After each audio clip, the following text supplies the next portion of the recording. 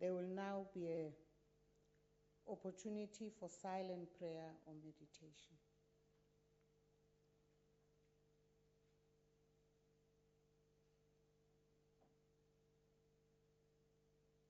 Thank you. Please be seated.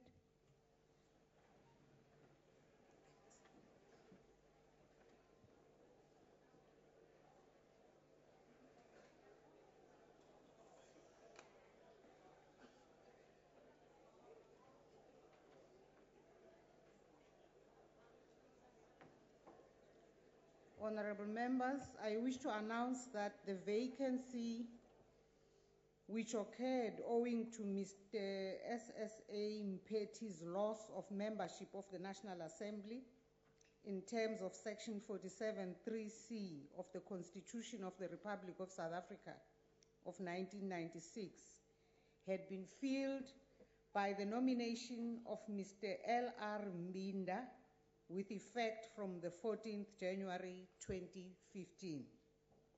The member has made and subscribed the oath and affirmation in the Speaker's office. I wish to welcome Honorable Mbinda, who will since become a member of this House. He's there at the back. He's from the PAC.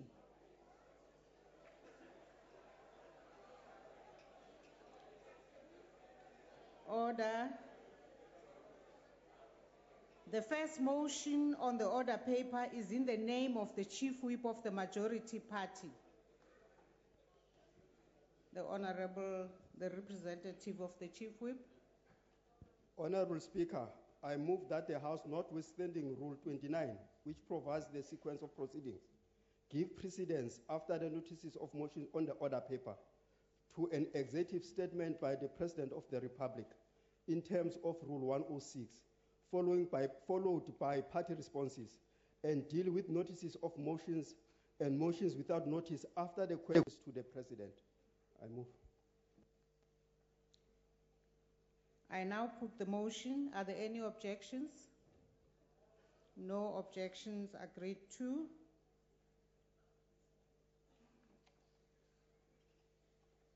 The second motion on the order paper is also in the name of the Chief Whip of the Majority Party, the Honorable Hadebe. Honorable Speaker, I move that the House, notwithstanding Rule 106, agree that the time allocations for the executive statement by the President of the Republic today and the subsequent party responses be as follows. President, 30 minutes. ANC, 12 minutes. DA, 8 minutes. EFF, 4 minutes. And all the other parties, 3 minutes each. So I move. I now put the motion. Are there any objections? No objections. Agreed to. The third motion on the order paper is also in the name of the Chief Whip. Honorable Khatebe. Honorable Speaker, I move that the House, notwithstanding the provisions of Rule 111, the opportunity to put supplementary questions to the President on 16th April 2015 be limited to the questions originally asked by Ms. H. Malchas, Mr. M.A. Mwango, and Professor N.M. Kubisa on the 21st of August 2014, which subsequently lapsed in terms of the rules. 4 supplementary questions be allowed in respect of each answer, as published in the question paper, and the announcements and tablings and committee reports on the 14th April 2015 for the information of members of the Assembly and the public. The first opportunity for the supplementary question be given to the member in whose name the question originally stood, and in accordance with Rule 113, subsection 6, a member who asks a supplementary question may make a statement or express an opinion, but may not speak for more than 1 minute. I so move. I now put the motion. Are there any objections? Honorable Shibambu. Thanks, Honorable Speaker. In terms of the reason why this special question session was convened outside the parliamentary program, was because of the insistence of the EFF that the President should conclude the questions that were being asked on the 21st of August 2014. And Rule 11116 says that when the order in which the questions are put to the President according to Rule 1089 is interrupted at the end of the question session. The next question session to the President starts from the point where the order was so interrupted. You'll remember that 21st of August question session was interrupted when there was still the answer and follow-up questions on when is the President going to pay back the money. And that is the question that we should be building from, because already there was a follow-up question that was going to be coming from Honorable Holomisa prior to that question being answered. So that is where we should be commencing from in terms of the rules of the National Assembly. So we want to request that we comply to the rules, Honorable Speaker, and make sure that we conclude that question session in accordance with the rules. Thank you very much. Thank you, Honorable Shibambu. Honorable Shibambu, I wish to remind you of my long ruling on the occasion of the last questions to the President sitting here. For whatever reason, it seems I need to, at least in a summarized format, repeat that ruling. Honorable members, the format of today's question session has been discussed among the whips, of which Honorable Shibambu is a member. It was discussed in the Chief Whips Forum and by the National Assembly Program Committee. It has been agreed that the written replies that were received from the President to the 3 questions that were not reached on 21st August 2014, that they would be published in the announcements, tablings, and committee reports and question paper.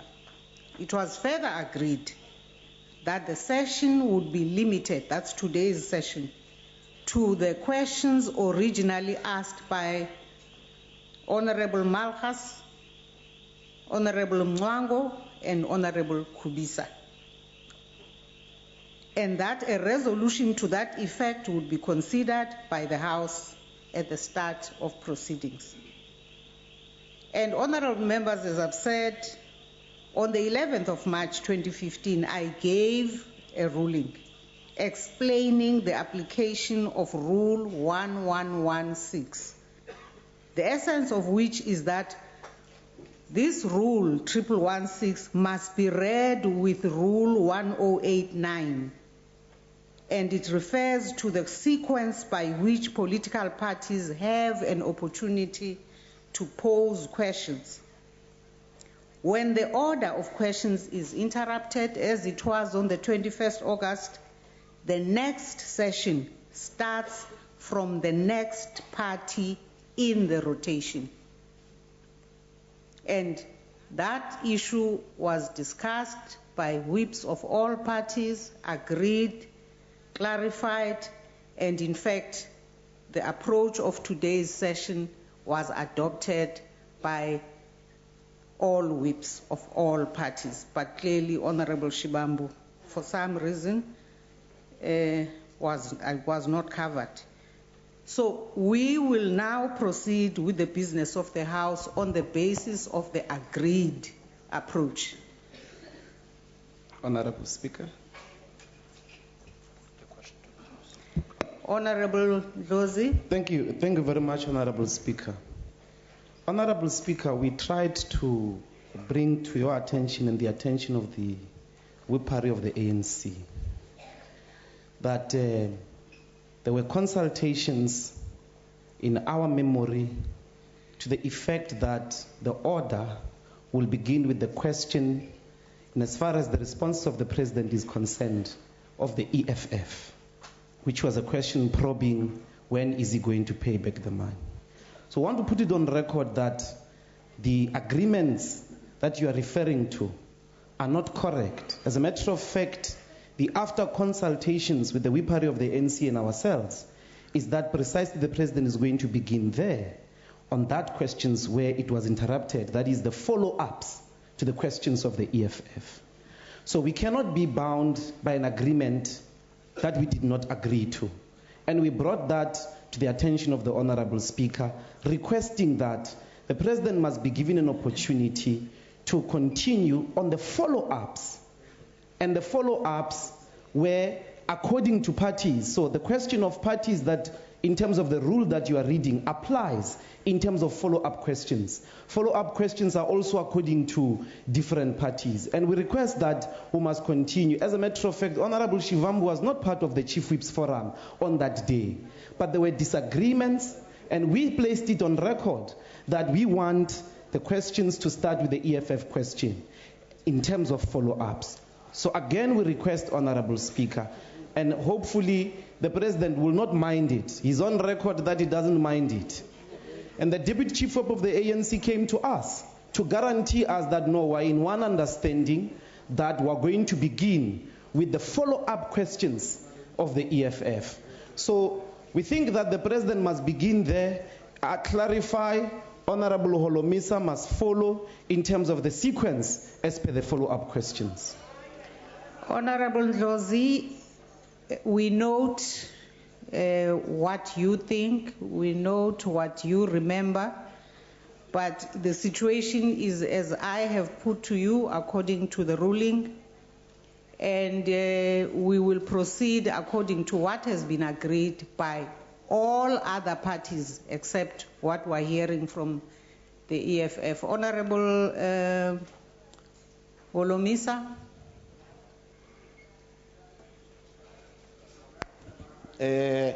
Honorable Speaker,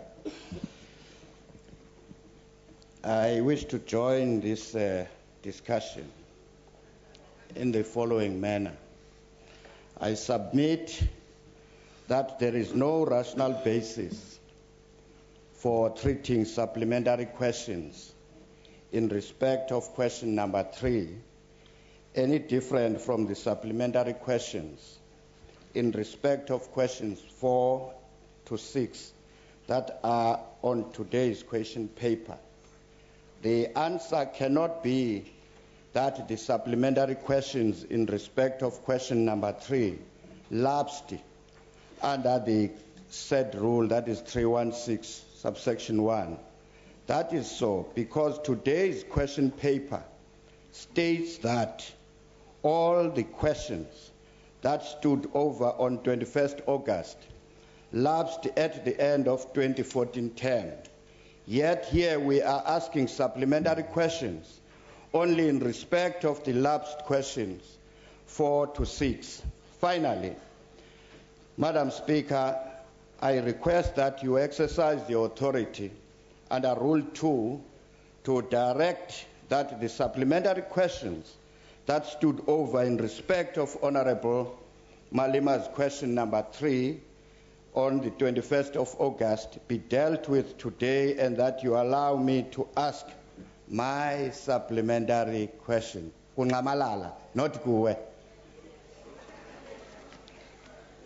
Honorable Holomisa, there's an agreement among all whips of all parties, and we are going to stick to that as we proceed with the business of today as according to the order paper. Honorable Malema. No, Honorable Speaker, you can't keep on insisting that there is an agreement on how we need to proceed today, because we're saying to you we're not part of that agreement, and we have a right to ask the question. You said all these questions have lapsed. Now you have brought them back here. It will be incorrect of you to answer questions piecemeal. Take the whole 21st of August, and then where the president ended, that's where we need to start. And that's what the rules say. It can't be that because one question you are uncomfortable with, it has to lapse and the rest of them should not lapse. Actually, there must be follow-up questions. There is no rule like that. We are asking in a very polite way that the president should be given an opportunity to answer that question of when is he paying back the money, and then we close that question and then we move forward. Otherwise, that question will keep on repeating itself. So the best thing is to ask the president when is he paying back the money. Blade, if you want to speak, ask the speaker there. Communist Party, please, man, you must behave.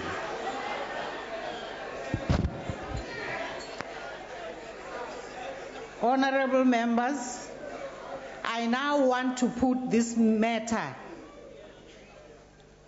to the House to decide, because we can't go round and round in circles listening to the views of only one group of people in this House. And so I put the draft resolution as put forward to the House. Honorable Speaker. No, Honorable Ndlozi. On a point of order. No, Honorable Ndlozi. I'm not taking any point from you. Please take your seat now. Honorable I Speaker, wish, no, Honorable Ndlozi. On a point of order, Honorable Ndlozi. I'm not taking any more points. But the rules points. allow me to rise on a point of order, Honorable Ndlozi, Speaker. take your seat. I'd like to take my seat, but the rules allow me to rise and ask you to recognize me in terms of a point of order. And I'm sticking to the rules, requesting you to recognize me and listen to my appeal for a point of order. Honorable Ndlozi. Please, Honorable Speaker, may I get the right to address you on a point of order? Take your seat. Will you allow me to address you on a point of order, Honorable Speaker? But it's illegal, Honorable Speaker. Take your seat, Honorable The Chief Ndlozi. Whip's Forum's decisions according to these rules are not binding. Honorable Ndlozi, please take your And please, seat. Honorable Speaker, you can't ask us to stick to an agreement of a forum. On an agreement of a forum that the ANC misled us on. But you must stick to the rules. You've got a duty, Honorable Speaker, to stick to the rules. The rules say that we're going to continue according to where we ended when the order was interrupted. And where we ended was on when the president is going to pay back the money. There is a different angle that other honorable members who were on the line would have wanted to introduce, and the president might be able to respond to them. We can't subject this to a vote when there is a Honorable rule. Ndlozi, please take your seat. It's illegal. Take your seat, Honorable Ndlozi.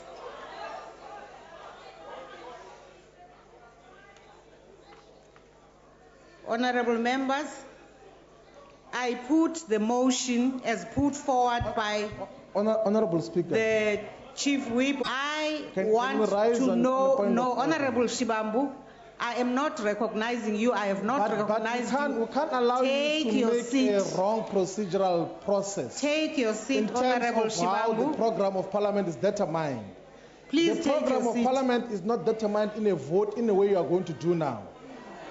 The program of parliament is discussed in the Chief Whip's Forum. It goes to the programming committee. Order. And then there, that is when we have an Order. agreement. There is an agreement that is contrary to what we are saying there. Take your seat, We Honorable must comply to Shibambu. the rules in terms of what they say should happen with the question session. Why are we uplifting it for our own convenience? Take your seat. But can you listen to the order before you subject it to Take the your vote? seat. I'm not. On a point of order. Honorable members, is there any No, objection? Honorable Speaker, you are taking a wrong direction because Honorable Malema, you cannot. No. You You are cannot going want to to take- subject. you are not going I'm to not take going to take over any from seat. me. I'm not going to take any seat. You cannot want to apply the rules when they favor you. We are saying to you, there is rules which needs to be followed, and you are not listening to us. I am ruling want and to I've told subject you this- what the basis of my ruling But is. you are making an Take illegal your seat, decision. Honorable The decision Malema. you are taking is illegal. We cannot sit Honorable back and Malema. comply to an illegal decision. It's an Honorable incorrect. Malema, take your seat. Honorable Speaker, stop what you are doing. Please ask all of us this matter. The president must start where he ended. We are the ones who demanded that the 21st of August must come back to this house. And this is what we asked for. and we're getting a raw deal. This can't be correct. We are saying to you, the matter of the 21st of August ended on the question of the EFF. And let the question of the EFF be answered. That's all what we're asking. We're not going to take a seat here on issues that are illegal here. We're being subjected to an illegal process. I'm going to have to throw you out of the house. If How do you throw me? Which rule? Which rule is that? Madam On Speaker. which rule? Honorable Point in the rule book. Which Please rule take are you your seat, applying? Honorable You Malema. keep You are on not taking illegal recognized. decisions. And the courts keep on reversing your decisions because they are illegal. You keep on taking illegal decisions. And we cannot sit back and allow every time you take a wrong decision, we must go to court. The court has just ruled against you yesterday because of this conduct. Please, let's stick to the rules. I'm not going to go anywhere. I'm not here on your invitation. I'm elected to be here. And the EFF has been elected to be here. And its questions must be answered by the president. We have a right to hold the executive accountable. And that's what we're doing. So please, let's start where it ended. The Deputy Chief Whip of the ANC assured the EFF that we are going to start with your question. The Deputy Chief Whip of the ANC. I wish to recognize Honorable Steenhuisen. Thank you very much, Madam Speaker. Madam Speaker, at the outset, I would just ask that we don't throw anybody out the house today. Secondly, Madam Speaker, I also, and the Democratic Alliance also, wants to know when the President is going to pay back the money. We do want to know that. But, Madam Speaker, we have to uphold and protect the rules of Parliament. And I would like to direct you in the guide to procedure, because you'll remember I took a point of order in this House a month or two ago around why those questions must be regarded as standing over. Now, if one looks at the guide to procedure on page 202, when it comes to supplementary questions, because we've also looked into this matter, because we want the President to pay back money. A question already answered cannot be held over for supplementaries. Now, this is based on a ruling that was delivered in the House by the then Deputy Speaker in 1994. It's contained in the annotated digest of rulings, so it forms part of the precedent and rulings of this House. So it says very clearly why questions already answered cannot be held over for supplementaries. And those are the rules. We can like them or we can't like them, but there are the rules as they exist at the moment, and we must protect them and defend them. And so we agreed in the Programming Committee, after having looked very carefully through the rules and all the implications, that we wanted the President to come back to this House, to this Parliament, and answer the questions that he didn't answer on that time. That question, unfortunately, had been reached. It had been reached. And it had been answered. The President had given an answer. Therefore, we can't start the session again with supplementaries. But, Madam Speaker, what we have decided to do then as a party is that the very next question session, when the President is back in the House for oral questions, we will be putting very specifically questions to him about when he's going to pay back the money. And we have to use the rules of Parliament to do that, because that's what we have for as members of Parliament. But we cannot pick and choose rules and use rules in ways to suit agendas at a time, because it then undermines the entire fabric of the rules, and they then fall foul. So I would ask that we continue with the business of the House today. We want to ask the President the follow-up questions on those 3 questions that were not reached at that session, and we want to hold him accountable, because that's what we've been sent to this House to do. So, thank you, Honorable Steenhuisen. Honorable Steenhuisen is confirming the situation as I had put forward in my ruling, that in fact was what all the party whips agreed. Order, Speaker. The party whips agreed the business of today is on the basis of the question of the answers of the President that he had forwarded to Parliament to questions 4, 5, and 6 of the 21st of August are the basis for today's continuation with those 3 questions that were not reached on the 21st of August, as Honorable Steenhuisen is explaining.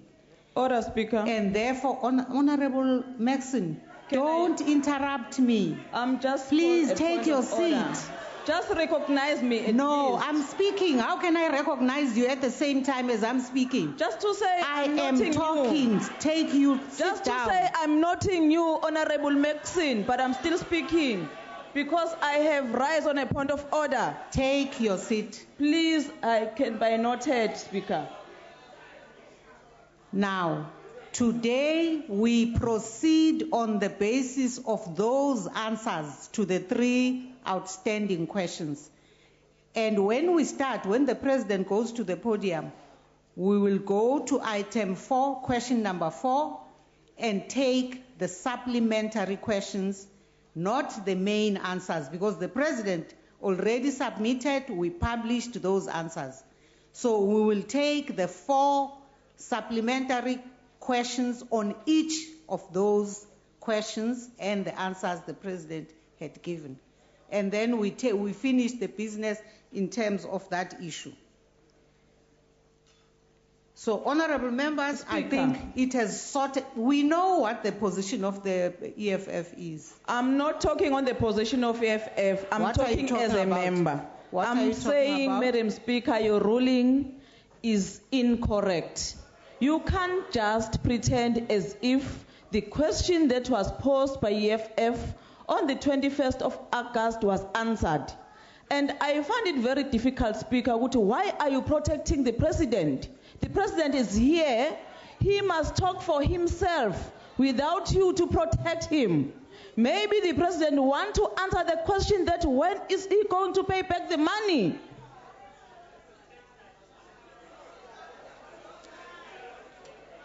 Honorable members,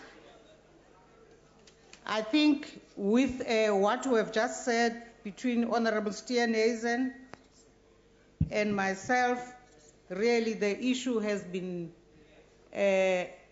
more than adequately canvassed, clarified, and we must reach a point on which we can proceed. Honorable Speaker, I think Honorable Maxson is coming up with a different approach. Honorable And the Malema, I approach have is not that- recognized you. But you are not going to recognize me, Mus. That's how you are running this house. Steenhuisen gets recognized because the DA and the ANC agree that President Zuma must not pay the money. It's your agreement, it's your friendship. That's your arrangement. On a point of order. The DA and the ANC are saying President Zuma must not answer the question, when is he going to pay back the money? Honorable Maxson says, put the question to the President and let the President answer for himself. Let the President decide Honorable if he wants to Malema. answer that question or not. I Honorable thought this was a way forward. Honorable Malema, I actually don't want to throw anyone out, but you can't continue You don't to have such disrupt powers. us. You can't throw me out. You don't have such powers. Don't try You are to taking disrupt. illegal decisions. You can't throw me out. All we are saying, the President, you throw me out, you go to court. All I'm saying is that the President must answer if he wants to take the question. Let the President give us an answer. He's here. Stop being an overprotective over the President and creating an impression that the President is incapable of answering questions or responding on his behalf. Let the President take a podium. Let the President tell us if he wants to answer it or not. Honorable Singh, I've seen you raise your hand for some time. Point of order, Madam Speaker. Madam Speaker, a point of order, if I may. Okay, let me take the point of order. Honorable Singh, I'll come back to you. Madam Speaker, in terms of Rule 69, I wish to address you. The Democratic Alliance, and I made it very clear when I got up and prefaced my remarks, that we want President Zuma to pay back the money.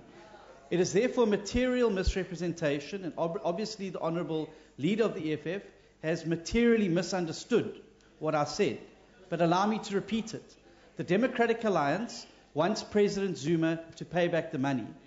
But when this House starts operating outside of the rules, then all of us become vulnerable, including the smaller parties. And that is why all of us in this House are duty-bound to protect and uphold the rules, even when they don't suit us.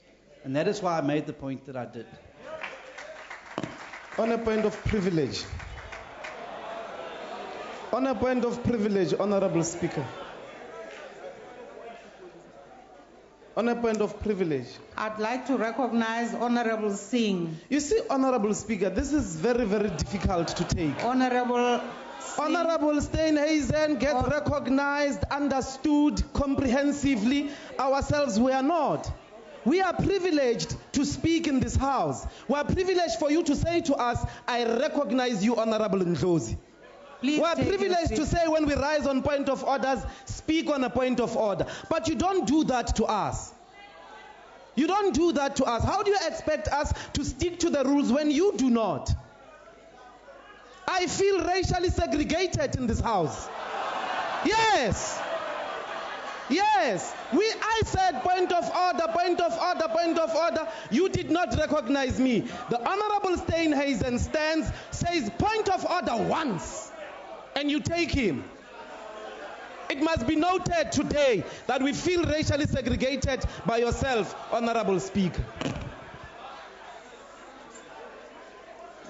Honourable Singh. Thank you, Honourable Speaker. I hope you don't feel racially segregated by giving me an opportunity. Madam Speaker, I think the issue here is not the answer to the question. The moot point is whether the question was answered on the 21st of August. And in considering this matter at the Chief Whip's Forum and subsequently at the Programming Committee, we realized that in terms of the rules, the question was answered. Whether it was satisfactory, the answer was satisfactory or not, is another issue.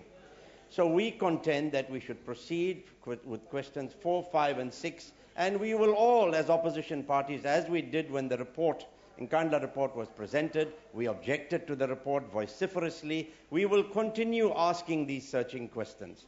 So I would like to contend, Madam Speaker, that we continue with questions 4, 5, and 6 fully. Thank you. Thank you, Honourable Singh. Honourable Speaker, it is incorrect to say the question was answered because there was a follow-up question by the UDM, which was the first follow-up question. And how do you know that question of the UDM was answered before it was asked? The question from the UDM was not asked. Let the UDM be given an opportunity to make a follow-up question on the EFF question. And then that's it. Let the President take a podium, answer that question, we're done. That's all what we're asking for. There were going to be 3 supplementary questions. I don't know of any rule that says only the main question gets to be answered. The question states the President answer, 3 supplementary questions must be answered. The UDM was the first one on the queue. Let's continue with the UDM making a follow-up to our question.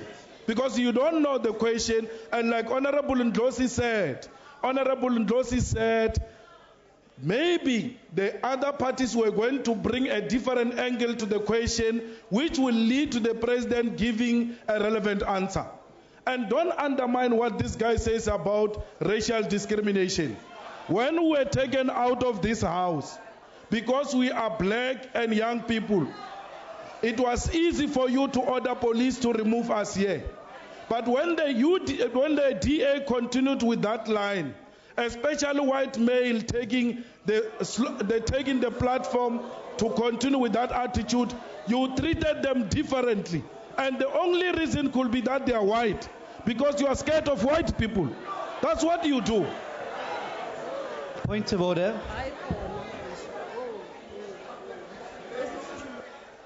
Honourable members, I wish to recognize Honourable Pando, who has had his hand up. I will come back to quite a list of honourable members.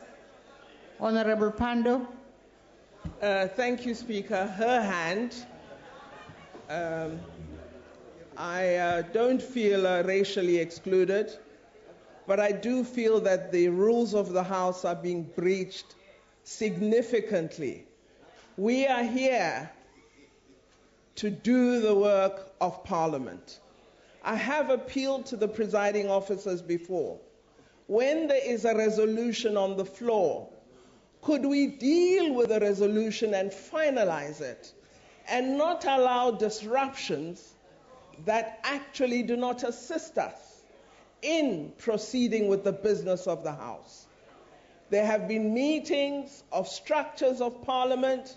We cannot say today we don't recognize them, they are merely this, that, or the other. The program committee agreed on this program. A resolution has been tabled before this House. Could we move to decision on that resolution and expedite the business of this House and this Parliament? Thank you. Thank you, Honorable Pando, and we will do that. Honorable Mulder, Honorable Kubisa, Honorable Musi, would you still want to persist, or should we come back to the resolution that has been put to us? Okay. I now take us back to the draft resolution as has been put forward by the Chief Whip of the Majority Party, which is draft resolution number 3. I put the motion. Are there any objections? We note the objections of the EFF.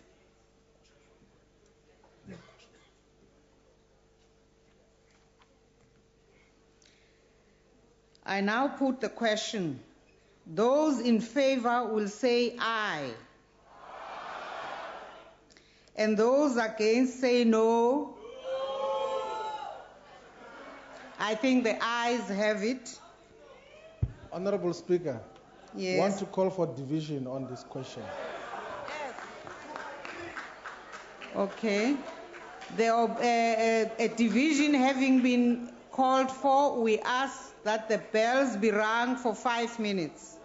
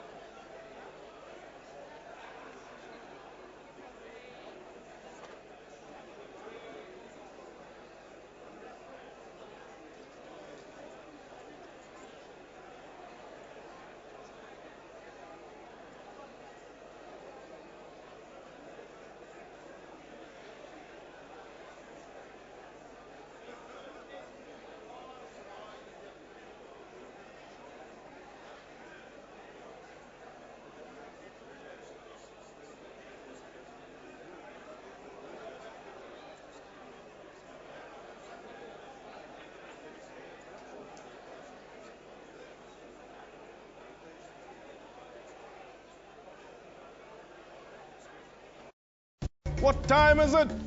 It's question time. Is there enough political will? Perhaps you should ask the question whether is there enough technical will? Are African countries opening the markets for each other? They are, but they are subtle.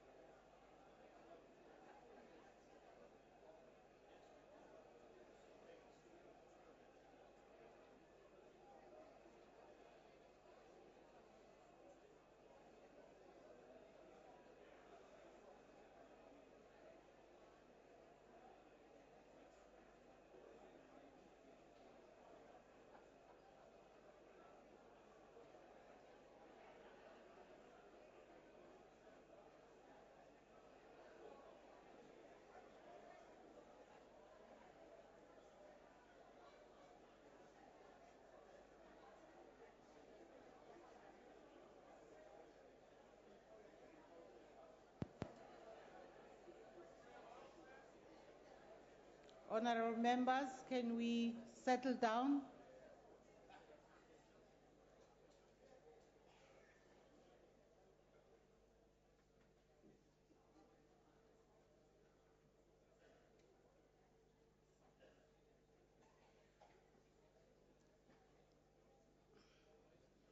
I would like to remind members that they may only vote from their allocated seats.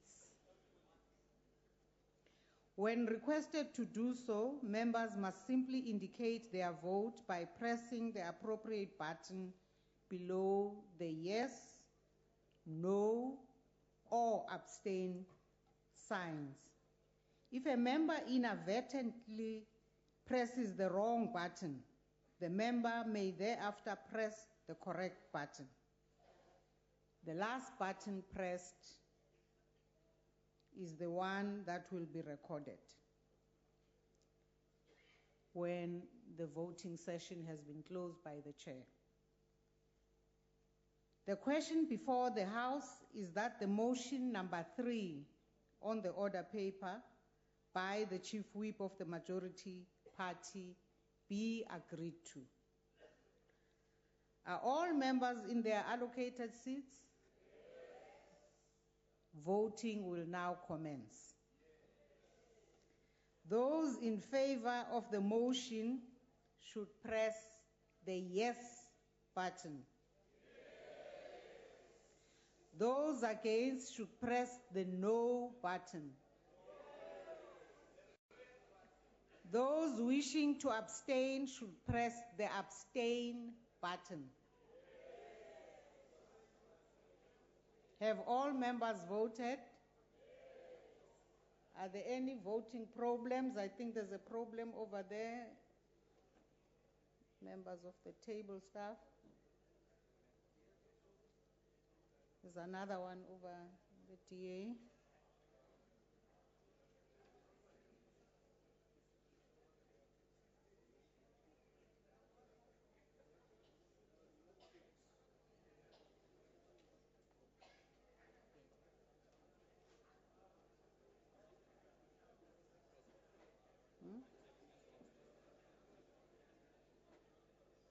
The voting session is now closed.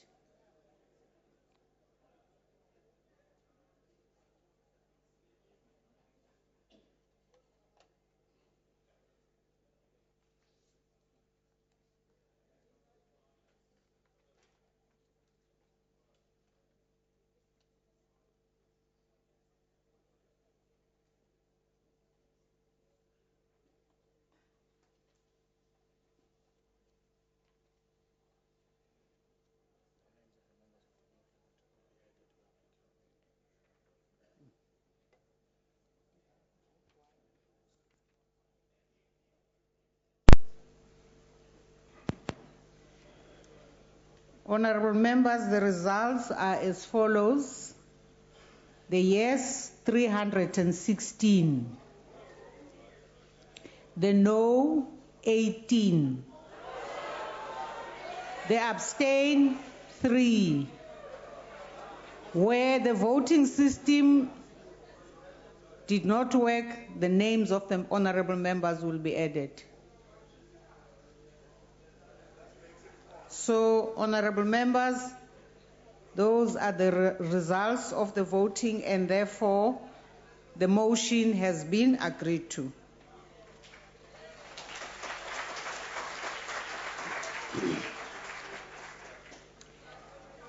Honorable members, the last motion on the order paper is also in the name of the Chief Whip of the Majority Party, the Honorable Hadebe.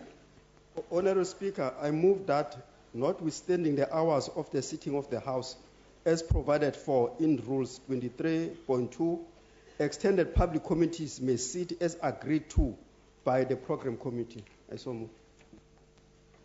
I now put the motion. Are there any objections? No objections. Agreed to.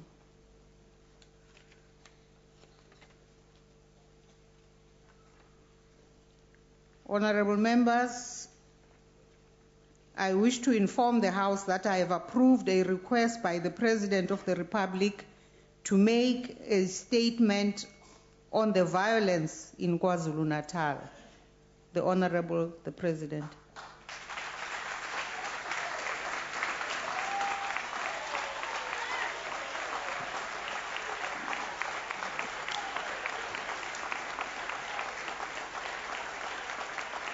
Thank you, Honorable Speaker. Honorable Speaker, Honorable Deputy Speaker, Honorable Deputy President, Honorable Members of Parliament, fellow South Africans, during the past week, we have witnessed shocking and unacceptable incidents of violence directed at foreign nationals in some parts of KwaZulu Natal, which has now spread to some parts of Gauteng. Similar incidents had taken place in Soweto in January.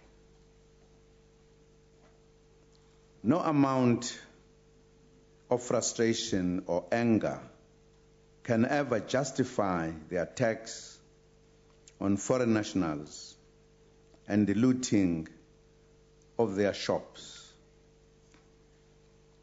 We condemn the violence in the strongest possible terms. The attacks violate all the values that South Africa embodies, especially the respect for human life, human rights, human dignity, and Ubuntu. Our country stands firmly against all intolerances such as racism, xenophobia, homophobia, and sexism. We extend our condolences to the families of all who have lost their lives and wish the injured a speedy recovery. We appeal for calm, an end to the violence and restraint of violent actions. Criminal elements should not be allowed to take advantage of the concerns of citizens to sow mayhem and destruction.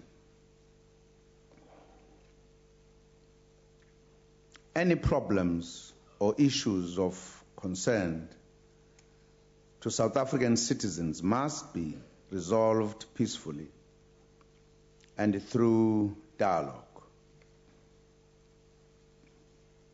The police have been directed to work round the clock to protect both foreign nationals and citizens, and to arrest looters and those committing acts of violence. We urge communities to assist the police by providing information on the incidents that have taken place in Gauteng and KwaZulu Natal, so that the perpetrators can be brought to justice. We thank religious leaders, non-governmental organizations, and other stakeholders who are providing humanitarian assistance to the displaced people. While we strongly condemn the attacks, we are aware of and are sympathetic to some of the issues that have been raised by affected South African citizens. We reiterate our view that South Africans are generally not xenophobic. If they were, we would not have such a high number of foreign nationals who have been successfully integrated into communities all over our country, in towns, cities, and villages. There are socio-economic issues that have been raised which are being attended to. These include complaints about illegal and undocumented immigrants in the country, the increase in the number of shops or small businesses that have been taken over by foreign nationals, and also perceptions that foreign nationals commit or perpetrate crime. We wish to emphasize that while some foreign nationals have been arrested for various crimes, it is misleading and wrong to label or regard all foreign nationals as being involved in crime in the country. In addition, not all foreign nationals who reside in our country are here illegally. Many in the country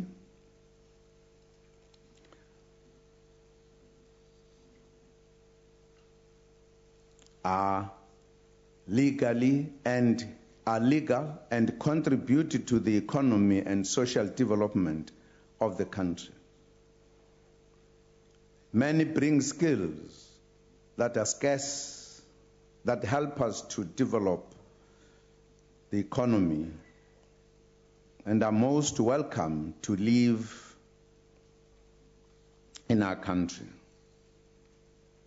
Others came to South Africa as refugees, having run away from conflict or wars in their countries of origin. In the same way that many South Africans left this country at some point and lived in other countries in the continent and beyond. We were treated with generosity, dignity, and respect by our brothers and sisters from the rest of the continent. We will never forget that hospitality and solidarity, the support of the frontline states in Southern Africa, and that of the Organization for African Unity was critical to the achievement of the freedom and democracy we are enjoying today. In this regard, government will continue to play its role and fulfill our responsibility and obligations as members of the African Union and the United Nations. Refugees and asylum seekers will be accorded support in line with the international law and protocols. With the support of the United Nations High Commissioner for Refugees, we appeal to our people to support and protect refugees and asylum seekers. During the weekend, I deployed the ministers of police, state security, and home affairs to work with the KwaZulu provincial government to quell the violence and bring the situation to normality. They have done well, but the problem requires a much more comprehensive and substantive long-term intervention. I have therefore assigned the entire Justice, Crime Prevention and Security cluster to work on this issue intensively, joined by the Ministers of Social Development, Trade and Industry, and Small Business Development. The Security Cluster and Economic Development and Economic Departments had already begun working on this matter following the Soweto incidents in January. I've now directed them to work faster and to engage affected communities, organizations,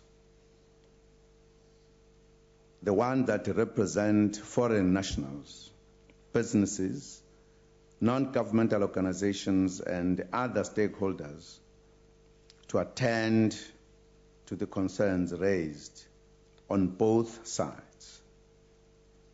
The objective is to avoid future incidents by improving relations and promoting peaceful coexistence between citizens and our brothers and sisters within the country and in the continent, as well as other foreign nationals. We will also be seeking cooperation and support from the affected foreign missions based in South Africa. The Minister of Home Affairs met with African heads of missions last week. The Minister of International Relations and Cooperation will take these discussions forward as well in her engagements with the African heads of missions as well tomorrow on the 17th of April. We request members of Parliament to work with us as well in their constituencies to improve relations and promote peaceful coexistence between our people and the foreign nationals. Measures are also being put in place to improve controls and better regulate immigration into our country. In this regard, government is making progress with establishing the Border Management Agency, which will manage the border environment and all ports of entry. The capacity of the Department of Home Affairs is being improved to enable it to better handle migration issues, especially at the border posts. In this regard, the SANDF will transfer 350 soldiers to Home Affairs to work as immigration officers at border posts. Furthermore, the SANDF has deployed military personnel along the borderline in 7 provinces to prevent border crime activities and illegal border crossings. Fellow South Africans, we urge all of you to exercise calm and restraint. We also urge those who use social media to refrain from fanning the flames of violence on Facebook, Twitter, and other platforms. We all have a responsibility to promote social cohesion, peaceful coexistence, and good relations in the country. Foreign nationals help us to develop a cosmopolitan atmosphere, and we welcome their presence.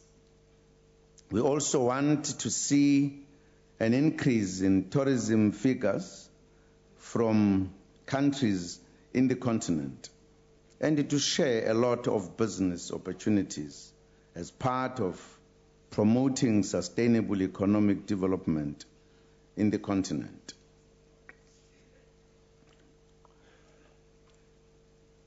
The upcoming Africa Month celebrations in May provide an opportunity for us to further promote our African identity and good relations with our brothers and sisters from the continent. We look forward to the celebrations of Africa Day in every province on the 25th of May. Bakwethu siyakhuza sithi asehliseni imimoya. Ukuhlasela kwabantu abangokufika kulelizwe akwemukelekile neze.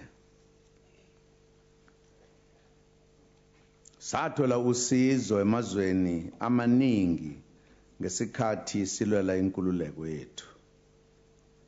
Abazange basixoshe noma basihlukumeze. Siyazizwa izinkinga ezibekwayo njengokuthi abanye abangabokufika kulelizwe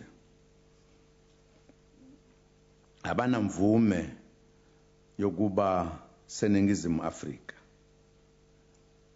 Kubuye kukhalwe futhi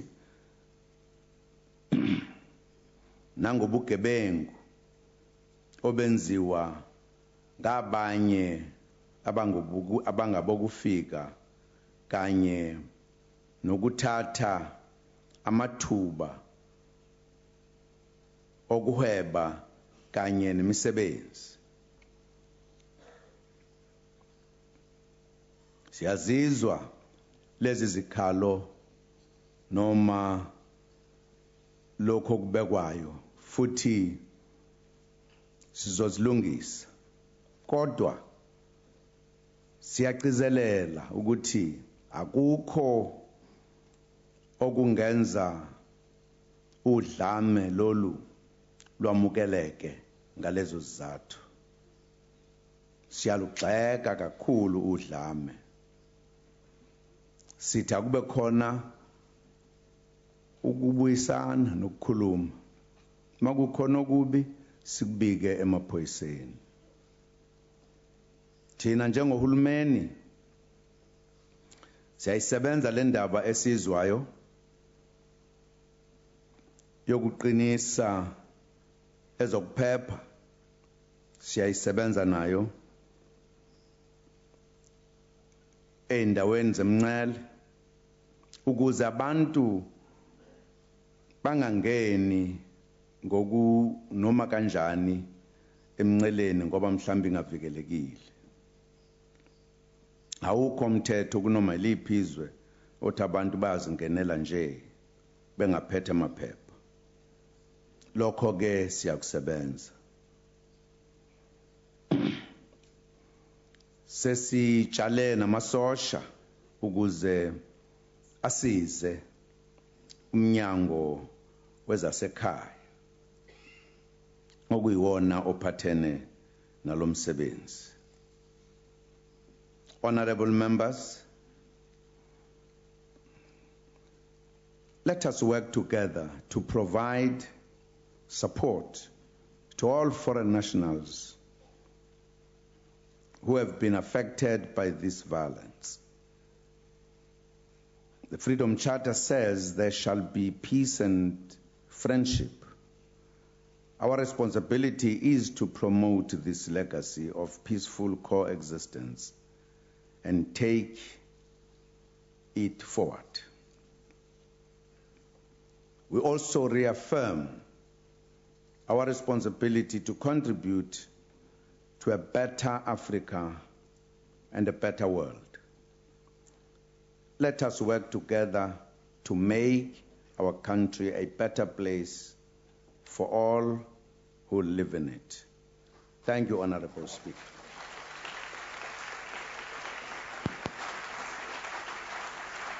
I call upon the leader of the opposition.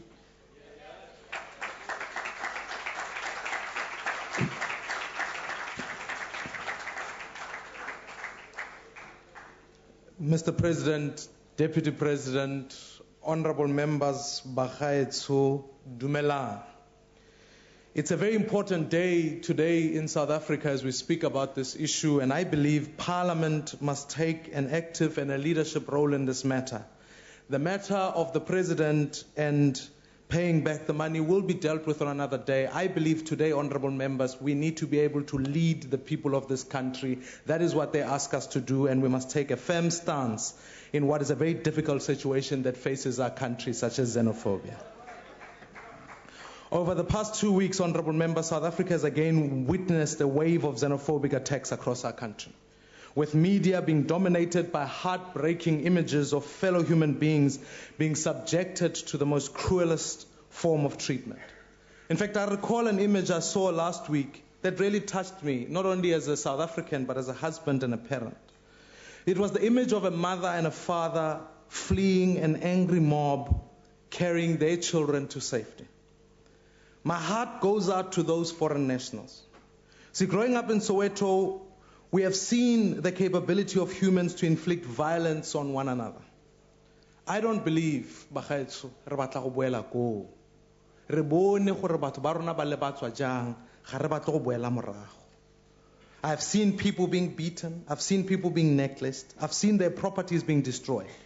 These images I shall never forget, and I pray that our children will never have to witness these images firsthand. Our humanity, botho ba rona, is slipping away from us, and we cannot allow that. We cannot stand by as fellow human beings are tortured and murdered. We condemn all acts of violence against foreign nationals. I understand the frustrations being felt by the people of South Africa, especially young people who are unemployed, who struggle to access opportunities to improve their lives. Jobs are scarce. Our economy continues to exclude millions of South Africans. But to focus this anger and frustration on a small group of foreign nationals who have become unfairly vilified and victimized does not address the cause of that frustration. We must not turn xenophobia into a political football, but we must not shy away from the root causes of the problem either. The root of this problem lies in our inability to bring about economic growth and decrease the inequality that plagues our nation. Unemployment today stands at 36.1%. 2 out of 3 of the people who are unemployed are young people. Many of these young people come from communities that are disadvantaged under apartheid and grew up without access to quality education. In every community I've been to, I've met young people and young women who share the same story of economic exclusion. It is in fact this hopelessness that at times results from unemployment that drives drug use at times and criminality in communities that sometimes underlies xenophobic attacks. Furthermore, honorable members, we are clear that our borders are porous, and it's fundamentally because the South African Defence Force is understaffed and underserviced due to a shortfall of 700 billion rands. But while these factors may in some ways help explain the situation, they cannot be used as an excuse to resorting to violence or criminality. There can be no justifications for human beings inflicting pain and suffering on other human beings. Instead of acknowledging these socio-economic root causes of our tensions in our communities, there are people in powerful positions attempting to shift the blame or even condone the criminality and xenophobia. Leaders who make statements that in fact lead to these situations, whether they be royalty or politically connected, cannot be allowed to get away without the responsibility of their actions and the statements they make. Therefore, honorable members, we must never forget that during the dark days of apartheid, African nations opened their borders to South Africans involved in the struggle for freedom. Yet we now vilify those who flee persecution and oppression and make them scapegoats for the real rage we feel from economic exclusion. We need an immigration policy that recognizes that the rights of refugees and asylum seekers are based on our commitment to the International Convention on the Prevention of Rights of all migrant workers and members of their families. And we need to make sure that our borders are protected so that those who seek to make a life in our country can do so with the correct processes and procedure.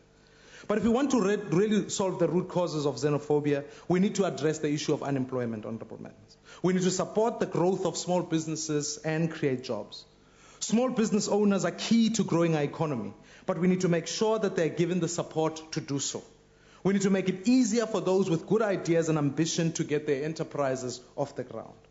In order to succeed, small businesses require capital to allow them to get off the ground and the skills needed to manage a small business.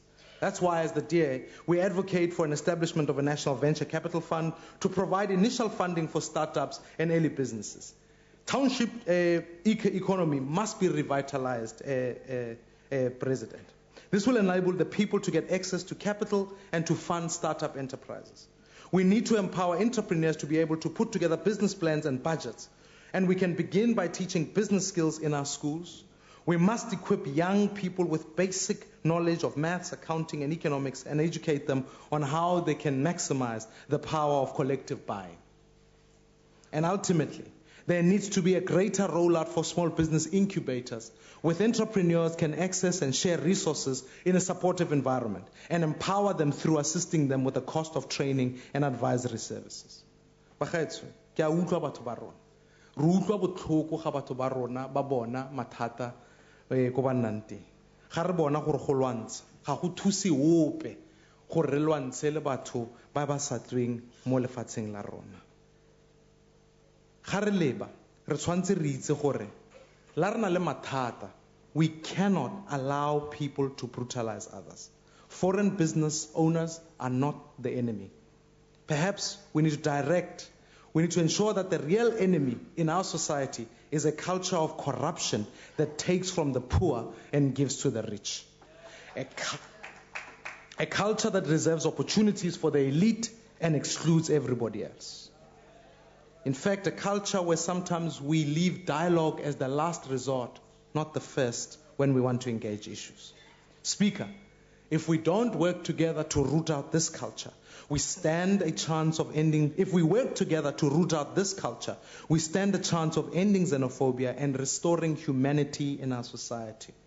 Bagaetsho, in 1994, President Mandela made a commitment that never and never again shall it be that this beautiful land will again experience oppression of one by another. Let us honor his memory by honoring that dream. Let's dare never forget botho, gore motho ke motho ka batho. Let us remind ourselves on that, and therefore we cannot at any point ever perpetuate racism in any culture, in any society. We are all human beings. We are all Africans. Ke a leboga. I thank you very much. Honorable Malema.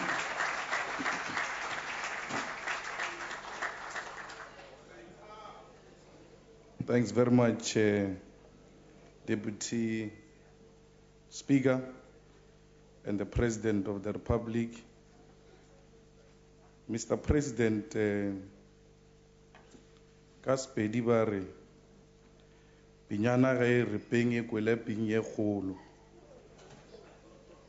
So, the state being the elder of the whole of society becomes responsible for all the violence meted against our foreign nationals. It was through the state that our people were taught that resolution to differences should be through violence.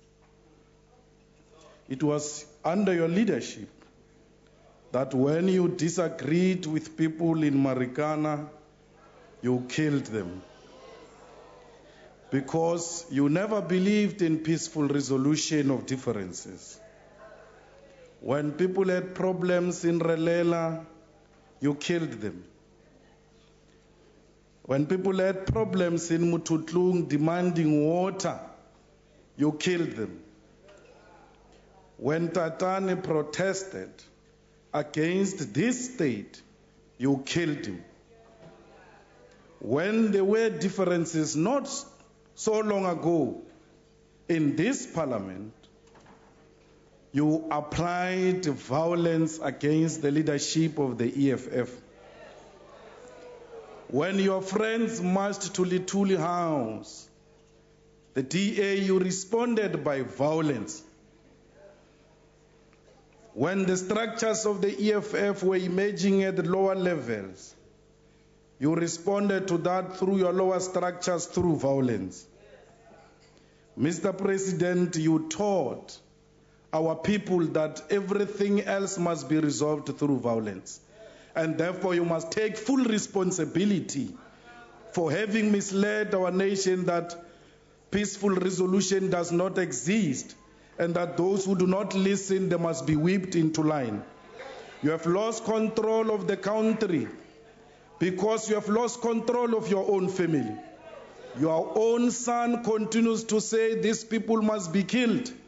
You stand up here and you do not say anything. The King Zweletini has been misinterpreted as he says. We accept that explanation. But you do not take a platform to ask the king to call upon the people of KwaZulu Natal and everywhere else, particularly those who could have misunderstood him, to refuse to engage in violent activities. I must never be misinterpreted to be saying the king is responsible for that. But that interpretation was misinterpreted by the media, and the people understood him to be saying that. How can you rule the country when you cannot rule over your own family? And your son is such a typical example of a family member that you cannot whip into line.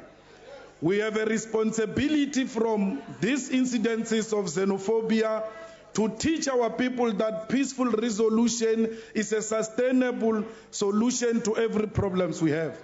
Mr. President, you come here, you want to condemn violence against xenophobia, but the Cubans have taught us that body language speaks volume than prepared speech. You come with a prepared speech, your body doesn't suggest any other leader who's concerned about the killings in KwaZulu Natal. But when you were defending the spending in Nkandla, your body language was very strong than when you were condemning the violent activities in Nkandla. Fellow South Africans, we need each other. Let us not kill each other. There is no country in Africa that can survive in isolation.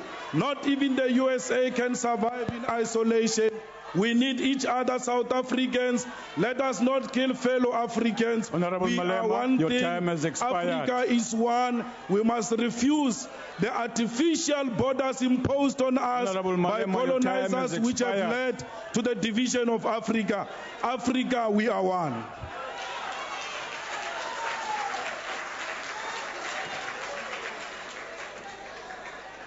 Honorable Buthelezi.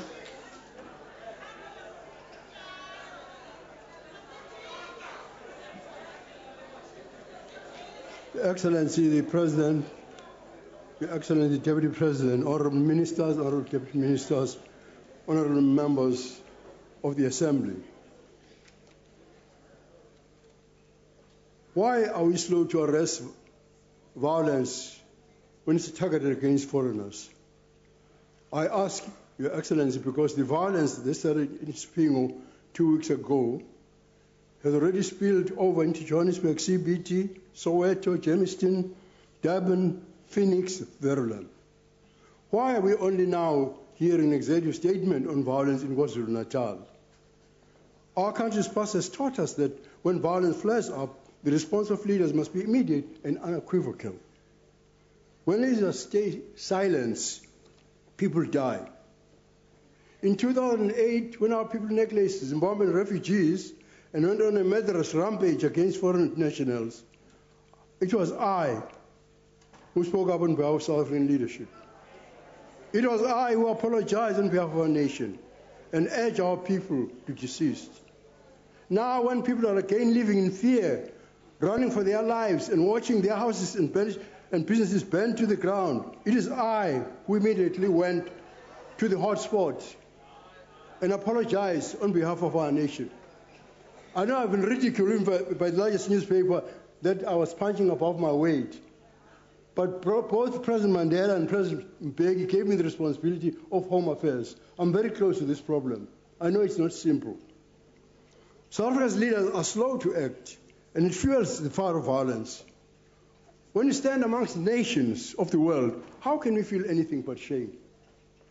I remember visiting President Kaunda in 1974, after we were invited together with the late Dr. Oliver Tambo, our leader, to Addis Ababa to talk about sanctions.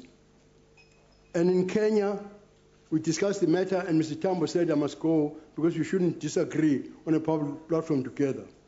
And we traveled together to Lusaka, where I thanked President Kaunda for giving sanctuary to our political leaders. How can I face him today? I visited President Nyerere as well to thank Tanzania for welcoming our exiles. We were part of Africa then. And are we part of Africa now? Are we not ashamed when Her Excellency Dr. President Zuma heads the African Union? Let's put ourselves in her shoes today. When we have bilateral and multilateral trade agreements with SADC that secures billions of rands for South Africa, when we deploy our defense force to keep peace in the DRC. Indeed, how can our peacekeeping missions on this continent have any authority or credibility when we refuse to deploy the defense force on our soil, though lives are being lost? Earlier this week, I called for a peacekeeping intervention by the defense force to stop the violence from spreading. But the Honorable Minister of Police disagreed, and the Premier of KwaZulu Natal scoffed. It will be over by Thursday. Well, Mr. President, it's now Thursday. Your time 4 days expired, ago, hostile dwellers went the rampage on Ngomashu, and the Times newspaper journalist who is Indian was told, "Live or die, Indian dog." Are Indians foreigners too in our country? Our country is burning. Last week, a white businessman told me that his 11-year-old son asked whether whites are going to be driven out next. We're allowing a reign of terror, Mr. President. With respect, sir, your time has expired. I'm sorry that I was not able to talk about my king because I think he's used as a pretext by some people. Honorable Shilembe.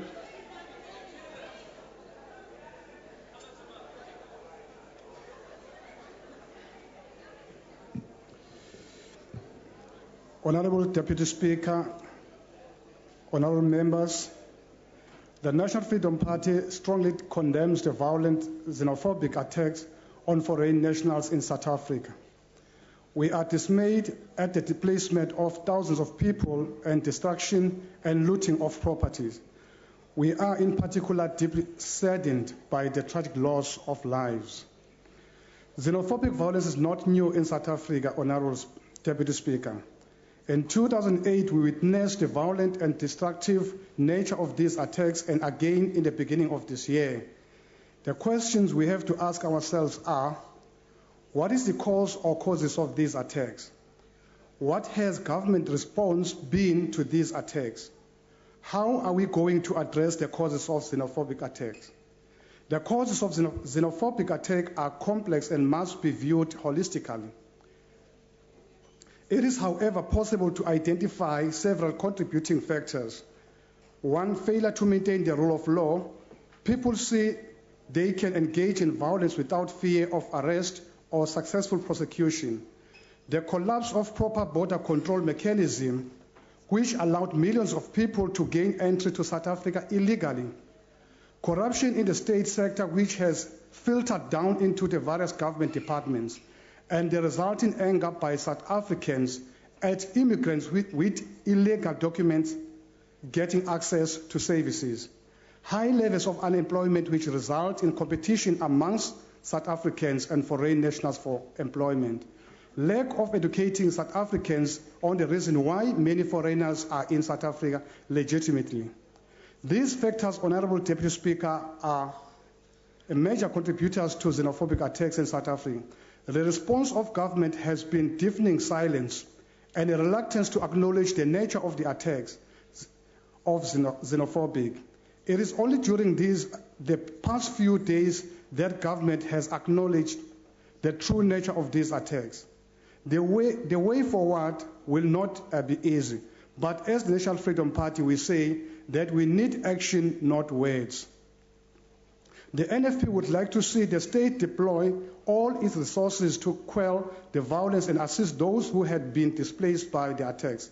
In the long term, we believe that the effective border control measures must be implemented to prevent a further influx of illegal immigrants to South Africa, and current illegal foreign nationals are repatriated. We also propose an intensive government education program to explain to South African citizens the legitimate reasons why some foreign nationals are and should be allowed to stay and work here in South Africa. I thank you. Honorable Holomisa.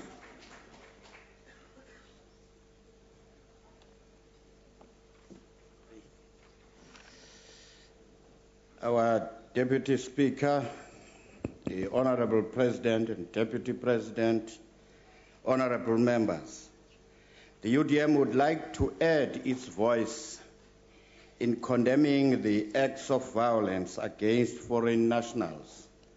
We extend our condolences.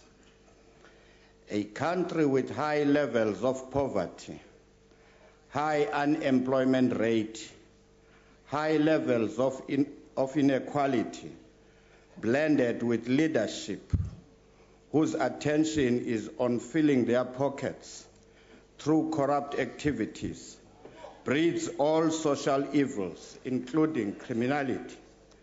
Compounding the situation is that the African agenda we were once its champion has taken a back seat. We must agree that indeed the violence we see today in KZN with a potential to spread to other provinces can be best described as reckless, inhuman, barbaric, and criminal. This debate must contribute to the stoppage of this inhumanity in the history of our democracy. We must also acknowledge that the levels of lawlessness in our country are increasing daily. This has to come to a stop if we are to redeem our image and attract investors as a country. To address this situation, the following steps need to be taken. An immediate presidential visit to the Kingdom of the Zulus nation has to be done immediately after this House concludes this debate, to share with the King the spirit of the House on this important matter. Amalala ke sabe siredi uba sikhaphe sike siyophunga ikofu nesilo samabandla. We must contain the current situation in KZN by, amongst others, enforcing the law to the fullest. Such a step must be communicated to all that South Africa is not a lawless society. The state of our intelligence services requires urgent attention because these activities should have been detected before their occurrence. Special police units as well as special courts to deal with incidents of sporadic lawlessness must be established nationally. A comprehensive audit must be conducted on foreigners already in our country. What are they doing, where, how, and with whom are they engaged in those activities?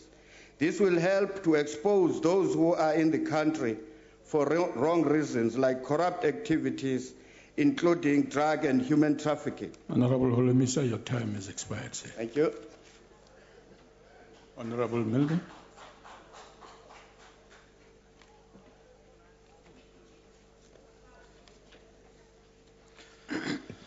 Honourable Deputy Speaker, you are and you become what you think. That's true of a nation as well. What is in our heads? What is in our mind? After the 1994 election, various heads of state visited South Africa. They stood at this very podium, and their message was basically the same. They all said they were privileged to speak in this parliament in South Africa, the giant of Africa.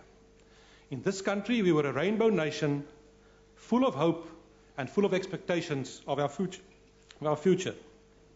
The Freedom Front Plus wants to condemn these xenophobia attacks with the strongest terms.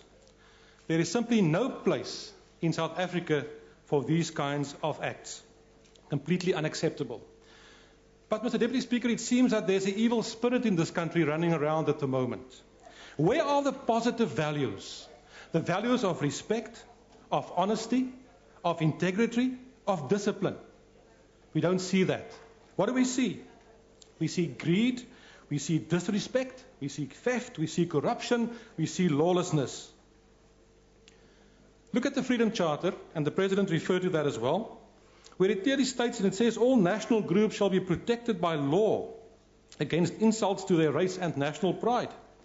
The preaching and practice of national, race or colour discrimination and contempt shall be punishable crime. It seems that these acts are quite well orchestrated and planned. But the problem, Honourable Speaker, is things don't just happen by chance. There's a causal link. It is true, and the question should be asked, why did this happen in KZN? Why did it start there?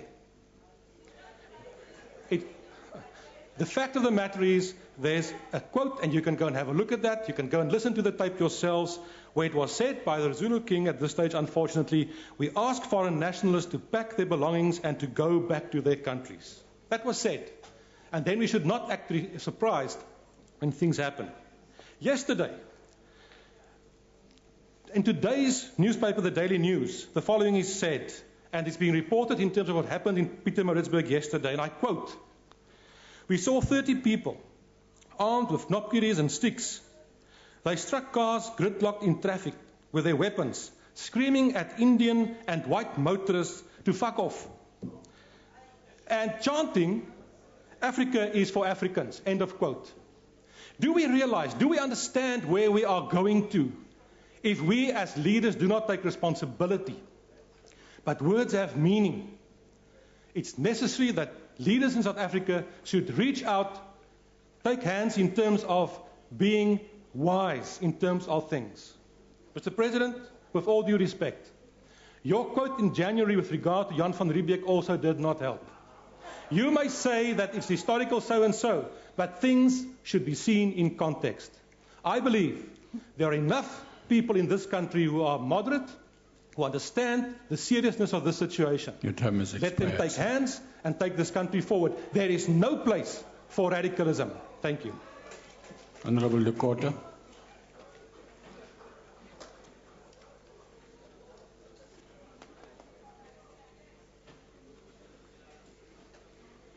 Thank you, Deputy Speaker. On December 10, 1996, speaking at the signing of the Constitution into law at Sharpeville, President Mandela declared, and I quote, by our presence here today, we solemnly honor the pledge we made to ourselves and to the world that South Africa shall redeem herself and thereby widen the frontiers of human freedom. As we close a chapter of exclusion and a chapter of heroic struggle, we reaffirm our determination to build a society of which each of us can be proud as South Africans, and as citizens of the world, unquote. We who walk in his footsteps can look at ourselves and our situation today. We have failed to bear the burden of that promise. President Thabo Mbeki, for his part, warned that the nation in a state of calamitous drift. From drift, we are noticeably urging towards anarchy because racism and Afrophobia and xenophobia have bared their vicious fangs, and we are deeply ashamed at how low we have sunk. We have one of the largest and costless governments in the world, Sadly, it is grossly ineffectual. We should be valuing our multiculturalism and Pan-Africanism, not devaluing and despising them. For these ideals to root themselves in our native soil, the government needs to espouse a Pan-Africanism more vigorously than it is doing. We need to turn resentment into appreciation for what these economic migrants bring to South Africa. We must also temper our hostility by recalling the warmth with which African countries received many of us when we too were political refugees. We need awareness campaigns, and these must encompass multicultural, historical, and anthropological education. In this regard, we certainly do not need camps for civilian refugees as suggested by the General Secretary of the African National Congress. Without an active promotion of Africanism, tolerance, and integration of migrants into our communities, our increasingly tarnished image in Africa will alienate us. We have a lot to lose. The Congress of the People sees Afrophobia, xenophobia as nothing but Afrophobia and xenophobia, and utterly condemns it. We are also critical of those who carelessly or overtly fan the flames of hatred by word or deed. Let us act decisively and purposefully to end Afrophobia and xenophobia. Most importantly, let us make good the promise of Nelson Mandela to us, to Africa, and to the world. Now more than ever before, we desperately and urgently need an inspired and visionary leadership.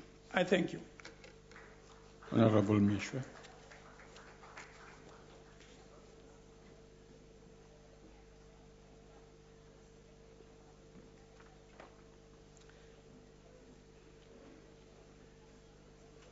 Deputy Speaker, Honorable President, and honorable members, on behalf of the African Christian Democratic Party, I firstly want to repent before the Almighty God on behalf of this, my nation, for the barbaric attacks and killings of innocent foreign nationals who came to seek refuge in our country.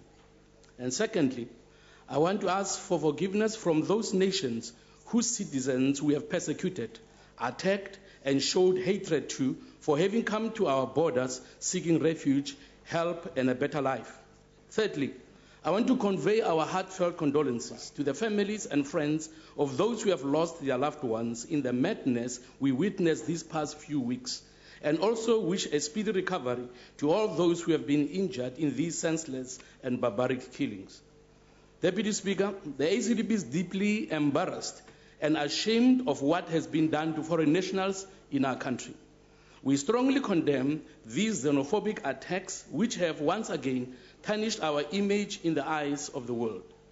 Since the advent of democracy, South Africa became a beacon of hope for many, a model of an example for the rest of the world because of our willingness to show forgiveness and reconciliation. But the recent attacks in KwaZulu Natal and now in Gauteng are changing that and are threatening foreign investor confidence in our growing tourism industry. It is important, therefore, that we look at what should be done to prevent further attacks on foreign nationals in our country. The first vital thing that needs to happen for us to see change is that this parliament must start setting a good example to the nation. The disrespect displayed and vulgar language sometimes used by some members of this House is disgraceful and must come to an end. Many impressionable young people who watch parliamentary debates are tempted to emulate what they see their leaders doing in this place. If there is no respect, tolerance, and ethical behavior here, then it won't be found in our schools and our communities. Secondly, those radical members and political parties that are popularizing and encouraging a culture of disrespect, rebellion, lawlessness, anger, intolerance must be confronted and told to stop poisoning the minds of desperate and vulnerable South Africans. I believe that some members of this House must first deal with their anger before they will be able to successfully help to build a strong, united, democratic, and prosperous nation. Thirdly, Government must beef up the intelligence department that should be able to establish who the instigators of these organized attacks on foreign nationals are. Get the police to arrest them and do a thorough investigation that would lead to the conviction and incarceration of those found guilty. Lastly, I want to appeal to church leaders to be more proactive in fulfilling their role in society as ministers of reconciliation and encourage all churches to join together in praying and building this nation so that it can be peaceful as it is expected. 2 Chronicles 7:14 says, Honorable Member, I'm afraid your time has expired, sir. Honorable Gallo.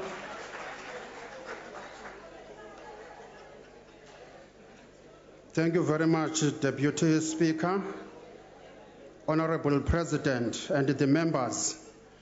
The AIC, believing in African humanism, freedom, liberty for all human beings, is saddened by the unacceptable xenophobic happenings in some parts of our beloved country. The AIC is also joining the peace-loving South Africans in condemning these unholy happenings, which are indeed damaging the image of our country. But, Honorable Deputy Speaker, we cannot run away from the fact that the ANC government, because of the lack of value-based leadership, has dismally failed the people of this country, more especially the poorest of the poor. By so saying, Honorable Deputy Speaker, we are not ignoring the cosmetic changes that the ANC government has done since 1994. Hunger and poverty have always been the first reason for mass protests and revolutions throughout the world. South Africa is no exception. The poor masses of this country are very angry because they are neglected by the very leaders they trusted. It can't be correct for you as a ruling class to continue enriching yourselves and your loved ones while the ordinary people will continue kissing the dust and scavenging from the dust bins. This is xenophobic violence we are talking about today, in a way is perpetrated by the government by not taking care of the business interests of the country's citizens. The AIC is of the view that the government must protect the business interests of the nation. Those who are coming from outside into the country for business opportunities must be restricted. Those who came into the country as refugees must be restricted into refugee camps until the situation in their countries is addressed. Those who came into the country illegally must be repatriated back to their countries. The AIC commends the Malawi government for the bold steps it has taken to ensure that the people of Malawi are repatriated back home. The big brother, President Robert Mugabe, must do the same.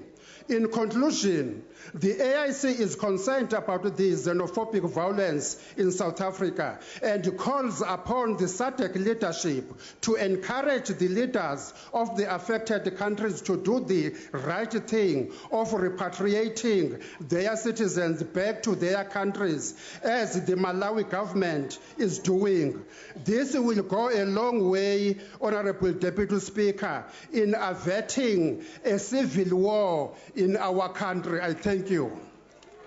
Honorable Kloamo.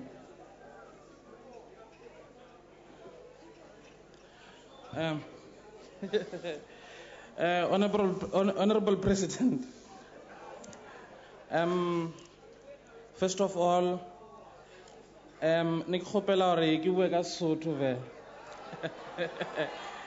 Honorable President, our country is becoming a country without law.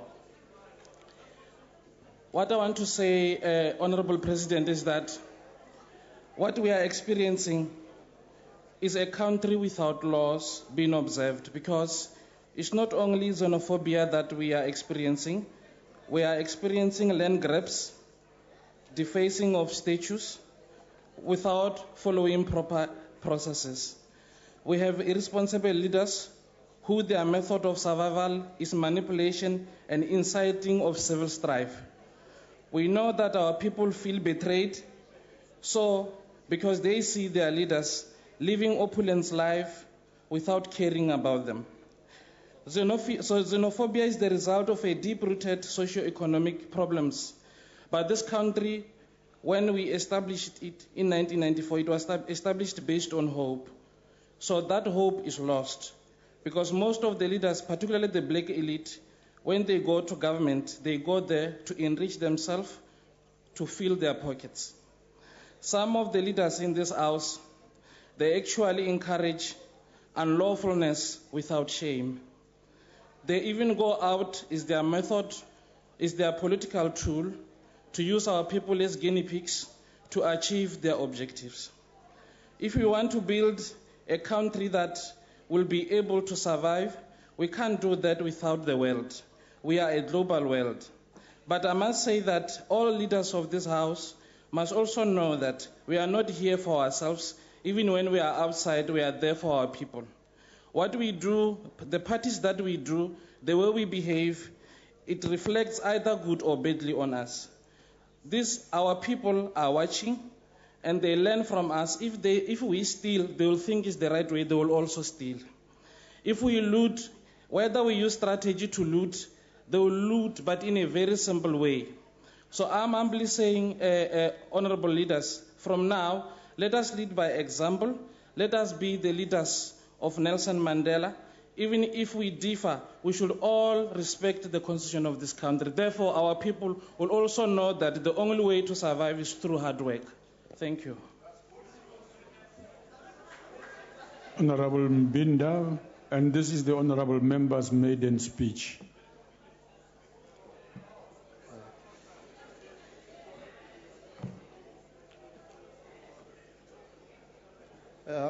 Our Deputy Speaker, Honorable President and Deputy President, and honorable members, the PAC obviously condemns the killings of the African nationals.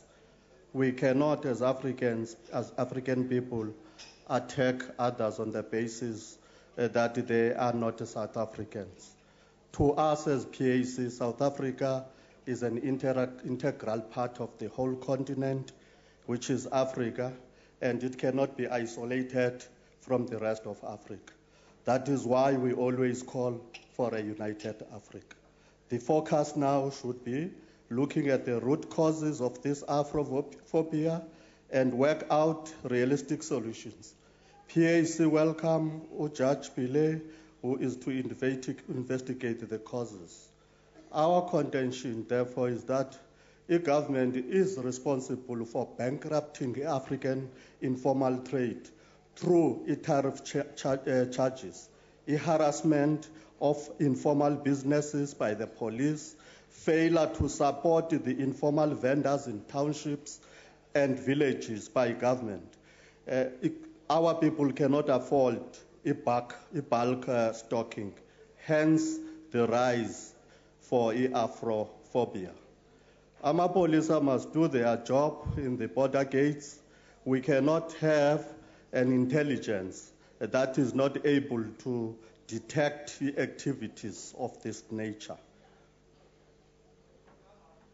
This is a reflection of poor immigration policy, and if we are saying it is not poor, then someone is not doing his job. We cannot have a situation where we can't trace the whereabouts of these immigrants. To catch them from the street, we cannot impose a DOM pass system by asking them to produce IDs. That's what the current government is doing.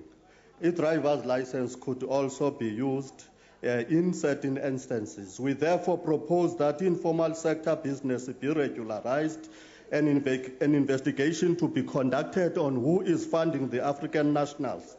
There is impunity and defiance by Afrophobic and looting gangs. And then the Amnesty International's listed 3 things that must be done. Do not use the phrase illegal immigrants when dealing with xenophobia, because by doing so you create confusion. and the new government should deal strongly with those that are in our country illegal. Prosecute and sentence those that are found guilty for criminal activities. Robert Sobukwe declared that there is only one race to which we all belong, and that is a human race. That is why we say Africa for Africans. That is the slogan that we must keep on pushing, so that even our fellow brothers, they understand that they cannot kill their own brothers and sisters. Izwe.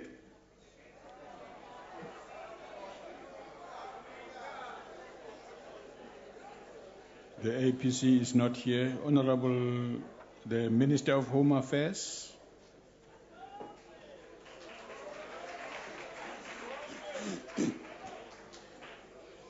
Honorable Deputy Speaker, Honorable President, Deputy President, honorable members.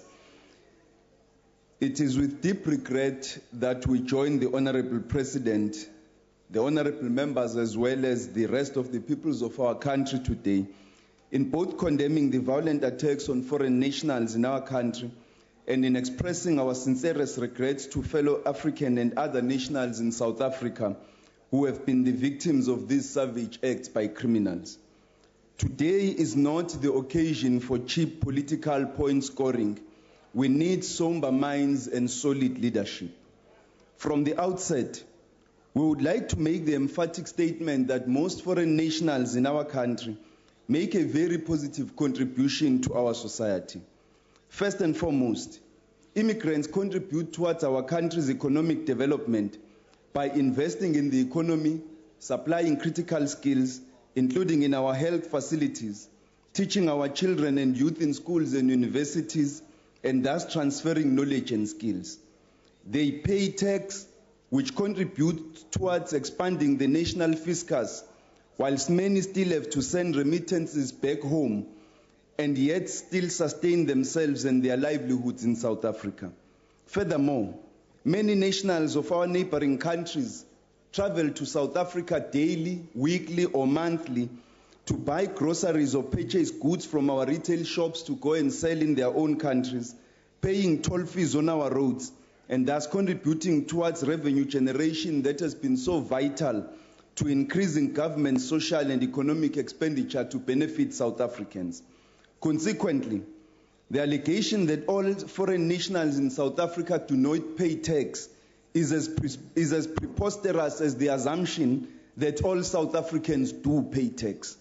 Secondly, by entering our country through our designated ports of entry as regular migrants, and by complying with both our immigration and other legislation, most foreign nationals contribute towards enhancing South Africa's national security and ensure that we manage the visitors in our midst whilst protecting them in our country as well as South Africans. Recently, we have enhanced our legislation and regulations in order the more effectively to protect South Africa by managing and minimizing the risks to our country arising out of the phenomenon of international migration. Thirdly, immigrants in our country contribute towards nation building and enhance our social cohesion by bringing more diversity to our nation and creating more understanding of the diverse nature, not only of Africans of Africa, but also of the peoples of the world. By having new groups of immigrants in South Africa in the recent years, we have become a more cosmopolitan country, and our understanding of who we are as a nation has been deepened based on the new complex dynamics that have enriched our nation. Today, for example, you have new entrants into the South African nation that are not rigidly part of an African majority, but who are part of both an African majority and the immigrant minority at the same time, whose home languages are none of those we have come to know over the centuries of the formation of our nation. Fourthly, immigrants have integrated South Africa into the global community, and African immigrants in particular have made South Africa an integral part of the African continent that we rightfully are. Our country, every country on the continent can find its nationals on our shores, and in some instances we now have South Africans of descent in fellow African countries. We as a people are better and more humane today, than we ever have been before because of these fellow Africans and peoples of elsewhere in the world that have chosen voluntarily and mostly through regular means to live amongst us and make South Africa their permanent home. We must accordingly be very clear that immigrants are welcome in South Africa. To what then do we owe the recent spate of barbaric attacks on African immigrants in particular? If it was concern about the shops owned by foreign nationals, why have human beings been attacked and ruthlessly uprooted from their homes through nothing but savage methods? The irrefutable fact is that it is wrong to claim that all immigrants are undocumented and therefore illegal in South Africa. It is wrong to claim that all undocumented immigrants are African and that all African immigrants are undocumented and therefore illegal. It is wrong to claim that all immigrants do not pay tax and therefore are a drain on the South African economy. And it is wrong to claim that all African immigrants commit crime in South Africa. African tourists have increased by leaps and bounds in South Africa, arriving through OR Tambo International Airport and other land ports of entry. The towns of Nkomazi, Musina, Fixbeck, and Nelspruit, Polokwane, Mangaung, benefit enormously from the revenue they generate from our neighbors. Most immigrants in our country, particularly the African immigrants, enter South Africa properly as regular migrants with documents and therefore are in this country legally. Where some have entered the country irregularly, without documents and illegally, the immigration services of the Department of Home Affairs have been deporting them yearly at the cost of hundreds of millions of rand per annum. As we speak, having transferred the Border Coordinating Committee from SARS to the Department of Home Affairs, plans are afoot to establish the Border Management Agency. Towards this effect, the BMA legislation should be submitted to the House during the course of this year. Whilst the BMA must not be viewed as a panacea to the correction of all the ills of our borderline, its specialized capacity will be of great import towards border management. Whilst working on the BMA establishment, the department will soon launch a new campaign to enhance border management, which will focus on integrated approaches under the BCOCC and the BMA Steering Committee. At the same time, in addition to the regulations announced in May last year, the department is working hard towards a new international migration policy framework, which will create new migration management approaches. The new policy framework will be more clearer, amongst others, on how to manage economic migration, address the question of the regulation of shops owned by foreign nationals, and ensure that foreign nationals whose visas entitle them to work in South Africa are not employed outside the basic conditions of Employment Act.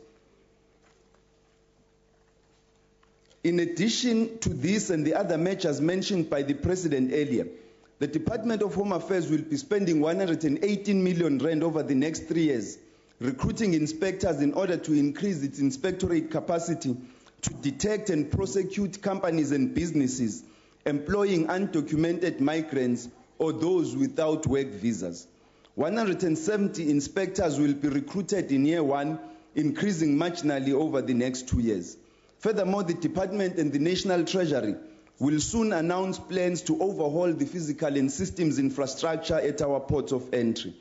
However, all of this notwithstanding, we must reject with the contempt it deserves any notion that all immigrants, particularly African immigrants, are criminals. The fact that there are South Africans trafficking drugs and consequently serving long-term jail sentences in the prisons of Thailand, China, Brazil, Peru, and elsewhere in the world does not mean that all South Africans are consequently drug traffickers, or that nationals of those countries must chase South Africans down the streets of their countries.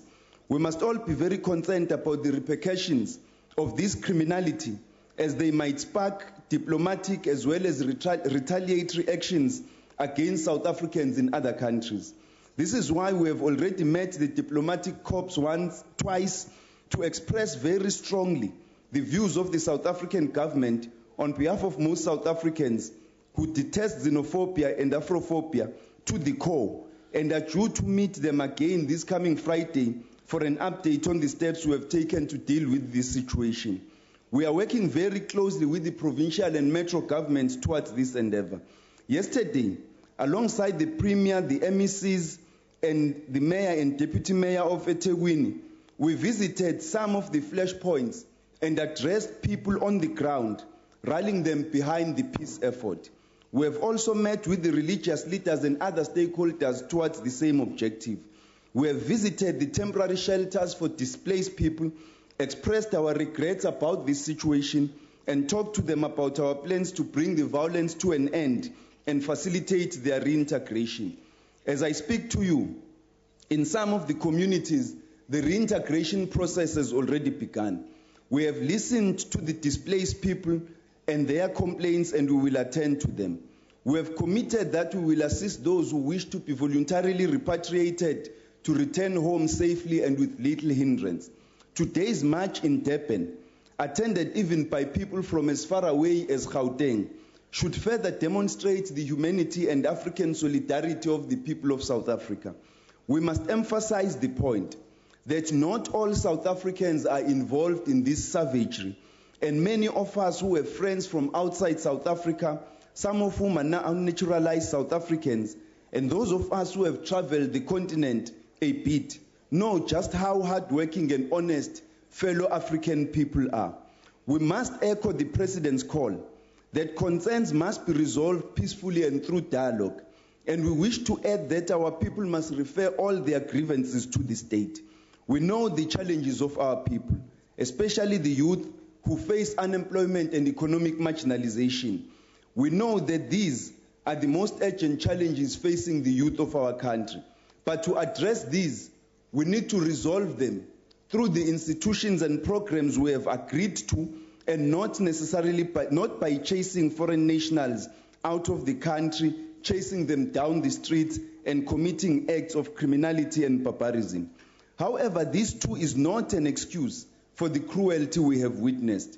The state must and will stamp its authority in acts of violence and lawlessness, whether it concerns foreign nationals being attacked or those that are invading land. Today, Honorable Malema has allowed us to peep into his heart, to see and hear what he and his party are planning. This government is ready, and we will act to root lawlessness out.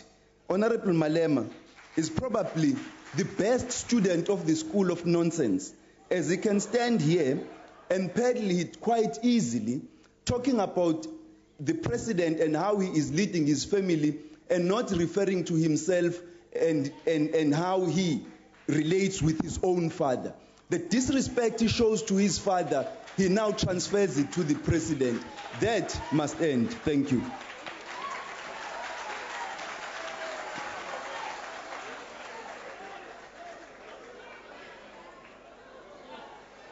Honorable members,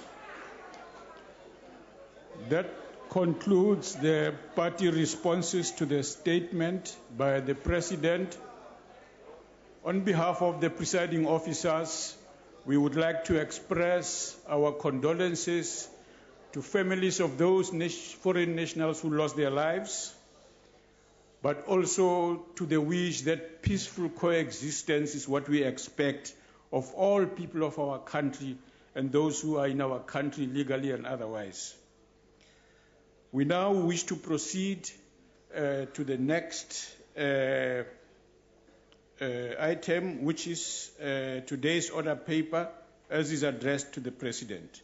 Questions to the President. In line with the motion moved by the Chief Whip of the Majority Party, we now proceed to supplementary questions to questions number 4 asked by Honorable H.H. Malchas. I would like to remind members that they may press the talk button on their desks if they wish to ask a supplementary question. Is there Thank you, Honorable Deputy Speaker. President? Oh,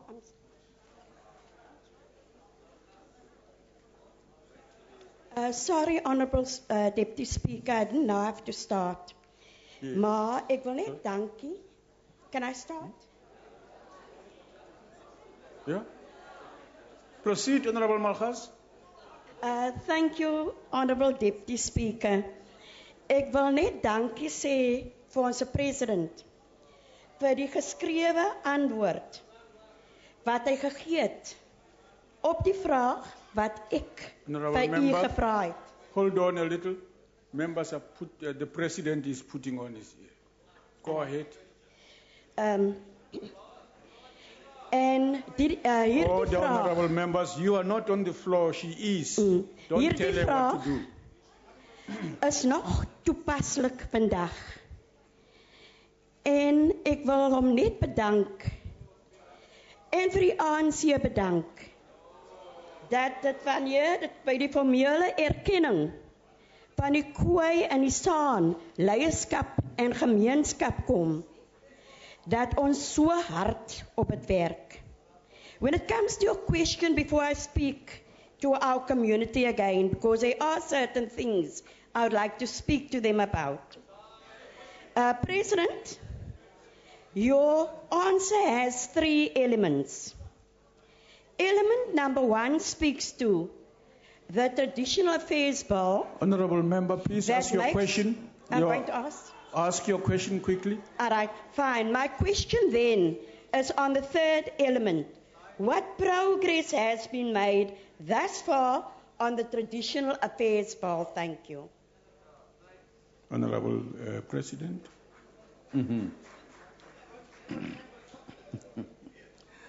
Well, the Traditional Affairs Bill was revised during 2014 based on the comments received after the publication of the bill in the Government Gazette in September 2013. The comments were carefully analyzed and many have contributed towards the improvement of the bill. The bill will now be known as the Traditional and Khoi and San Leadership and Governance Bill. The Traditional and Khoi and San Leadership Bill intends to consolidate and repeal the existing national legislation relating to traditional leadership, namely the Traditional Leadership and Governance Framework Act of 2003 and the National House of Traditional Leaders Act of 2009. The bill addresses the limitations of the existing legislation and provides uniformity in respect of traditional leadership matters. It makes provision for the statutory recognition of Khoi and San communities and leaders, provided that they meet the criteria for recognition as contained in the bill. This is the first time ever in the history of our country that provision is made in legislation for the official recognition of Khoi and San people. In addition to the recognition of the Khoi and San communities and leaders, the bill also makes provision for the establishment of the Khoi and San Council for each recognized Khoi and San community. It also makes provision for the establishment of an advisory committee on Khoi and San matters to assist government with the recognition process. The bill also provides for the integration of Khoi and San leaders into existing houses of traditional leaders, which will in future be known as houses of traditional and Khoi and San leaders. As far as the advisory committee on Khoi San matters is concerned, the members will have to be experts in, amongst others, Khoi and San customs and customary law. The public will be invited to nominate persons to be considered as members of the advisory committee. The bill will be resubmitted to Cabinet for final consideration soon. I thank you, Honorable Deputy Speaker. Oh, Speaker. The Honorable Mhlongo. Thank you, Madam Speaker. Mongameli, why is the government taking so much long time in excluding the Khoi and the San community? Mongameli, why is the government taking so long in addressing the exclusion of Khoi and San community? For an example, when are we going to expect to be informed about the government plans policy regarding the exclusion of these communities? Almost a year later, we remain in the dark. Mr. President, until now, land claim has been limited to date 1913 because of bad 1913 Native Land Act. But this cutoff date has resulted in exclusion of Khoi and San communities from this process of land restitution due to the fact that they were dispossessed earlier than 1913. Mongameli, Minister Ngwita announced during last year that the government will consider the policy that will address exclusion of these communities. The time for your question is over. Thank you. Honorable President. Well, thank you, Honorable Speaker. Well, the issue of Khoi and San is not a simple matter. I think is one of the oldest problems in the country with regard to colonization and question of the land being taken away. I think what we have done in the democratic country and government has been to address the issue of Khoi and San straight, which was not ever discussed before. And we are in the process, therefore, hence I'm reporting about the bill, that whilst they had been excluded from other houses, we are now moving on a bill that is in fact bringing them into the process of the houses. And I've just said, as I was answering to the other honorable member, that this bill actually make them come into the houses, all the houses, national, provincial, etc., which means we are in the process of bringing them in. That is what we are doing. The fact that it is taking a bit of time, I think there is no bill that moves very quick because it has to follow all the processes. And this is what we are doing. And I've just said the bill will be submitted to Cabinet so that it moves forward. So we are doing something to address the question of the Khoi and San. Thank you. The Honorable Msibi.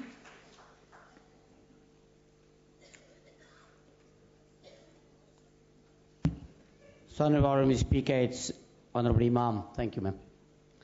Honorable President, I must thank you for the consideration given to the Khoi people in South Africa. However, my understanding is there are about 42 different tribes of the Khoi people in South Africa. A very major portion of the Khoi people are saying that they are being marginalized and not being considered, and no consultation is taking place with them, and that government is working only with a very small percentage of the Khoi people in this country. Could you perhaps please elaborate on that, Honorable President? Thank you. Honorable the President. Well, Honorable Speaker, I might not have the knowledge of the total number of the different groupings. But we have been engaging the Khoisan San through the structures that they have, which they've recognized, which we believe they therefore represent the groups. But we have also engaged with some of them directly. I don't think what we have done, we have deliberately excluded other people. We have actually tried to talk to all of them. There are people who speak on their behalf who have been put by the groupings that we talk to, and these are the people who have been engaging on. And I'm sure the process of sifting as to who are the real leaders or whatever, that process I'm sure will be going on all the time. In all the communities, there are different people that would be there, whatever the description would be, but they will be different. But there will be those who will be senior. And I've come to areas where I've been introduced to the kings of the Khoisan people, and we have interacted with them. I'm not aware of those that are excluded, and I'm sure if there are who are excluded, which are legitimately supposed to be in the process is there, they would know the process, or interact with the government structure so that they then come into the fold. I think that's what should happen. Thank you.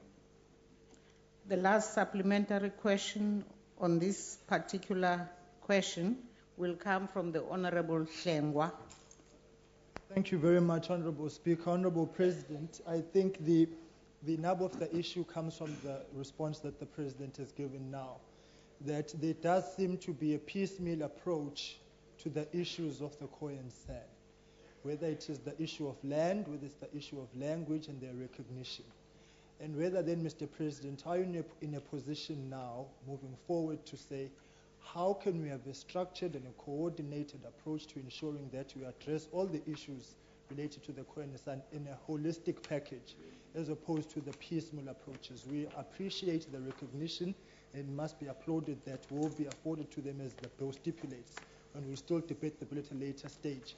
But the piecemeal approach in which seems to be applied at this point in time to their recognition is in itself a problem. So what is going to be done then moving forward for a well-balanced and coordinated, well-structured approach to ensuring that the areas that you touch on are addressed, so that we don't have a situation where the President will be saying, well, on that area I don't know, on that area I don't know. Thank you. The Honorable President. Well, the process we are following is a structured process. I didn't say we are following a process that is not structured. All I said is that I'm not aware of those who are outside of the process. And if they are there, I've said they should approach the authorities so that they are able to be dealt with. And as well as the question of their legitimacy in terms of people who are talking to the government, who are talking to the department, because they are. And then, as I've said, we have met even some of them outside of the processes, but meeting them in some of their areas. Well, insofar as dealing with that issue, it is a structured approach, and therefore, if they're outside, they should come in. I don't think the honorable member is suggesting I should go around all the mountains looking for them. I think we are all aware there are municipalities, there are departments, they should be able to come. With regard to the land issue, of course, the law puts a cut-off date or a year from which the claims were to be made. Now, the point which we have been raising in general has been, what do we do with those that lost their lands before? And it will include the Khoisan San. It's a matter that we need to deal with, and it needs to be engaged. I don't think anyone could stand up unilaterally and say, now, because I've discovered there are people beyond this date, therefore I should decide what to do. Is again the matter that we would need, I'm sure, a representation, so that that could be looked at by the country. I have made the point, particularly addressing the House of Traditional Leaders, that the matters that relates to the Khoi and Sons cannot be left unattended to by us. They need to, but they would need all of us to find ways and means of how to address those issues. And I think the Minister, particularly of Rural Development, has been interacting with those communities. I think there's a lot of information that he could help to shed the light on the matters we are discussing now. Thank you very much.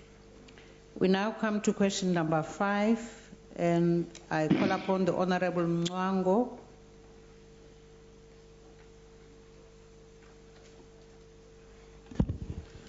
Thank you very much, Madam Speaker. Thank you, Honorable President, for your reply to my question. Honorable President, as you correctly state in your reply, this process has been laboring on since 2007. That is 8 years now. It is also conditional, among other conditions, upon the offense being perpetrated prior to 16 June 1999. That presupposes that the large majority of applicants have been languishing under correctional services supervision for at least 15 years now. This has placed immense suffering on not only the applicants but also their families. My question, Honorable President, is when can these applicants for presidential pardon expect finality and closure on this process? Can you indicate a timeline or intended date for your expected decision? I thank you. The Honorable President.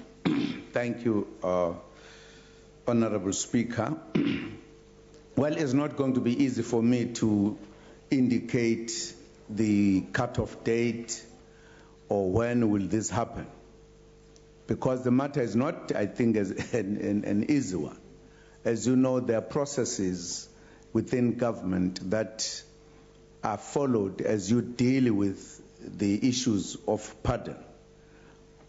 The Department of Justice, for an example, has to do a lot of work in terms of looking at these specific cases and try to find the real truth and other necessary information, and then make the necessary recommendations, but also to identify the people as to the claims that people are making. You know that even the reference group itself took a bit of time to go through the individuals that were part of the number that was being looked at. The process is going on, partly from the department, now with the legal advisors in the presidency. They are looking into those issues. So in that context, therefore, I can't stand here and say, I think by this date this should be done. But the process is going on to look at all of them as they have come before the level of the president to look at them. Thank you, Honorable Speaker. Honorable Davis. Davis. Davis from the ANC. We move on. From the ANC, Honorable Speaker. Yes. Your Excellency, from the information you've provided, 1,183 recommendations of the 2,109 applications for pardon have been accepted by the reference group. Has anything changed with regard to the mandate of the reference group and the recommendations already made to you, inclusive of that of the IFP applicants, whose offences were committed with a political motive before June 1999? Thank you. Honorable President. Thank you, Honorable Speaker. No, I didn't say there's anything that has changed. I said it is a process that has been going on with regard to those applicants, and those are the ones that have been looked at. because the reference group, for an example, made recommendations. And the recommendations are to be looked at the end. I don't think it is a foregone conclusion that once recommendations are made, then you just put a stamp. You also subject those recommendations to processes that I've just referred to, so that at the end, when we take the final decision, we are satisfied that we have looked at all other aspects, and therefore that when we say, yes, we are giving a pardon here, we are satisfied that indeed, firstly, the recommendations themselves are based on very sound grounds, and therefore those who also within government look at these and do then refer the matter forward to say, yes, we believe that this should be done. The President himself must look at the matters and then take the decision. And as I've said, the processes are not just easy, because we are dealing with people who are in prison on the conditions that we have talked about. So I don't think we can then say things have changed. The process is going on. And the day would have completed looking at those recommendations, and I'm sure we'll be able to indicate that. Thank you, Honorable Speaker. Honorable Mweniso.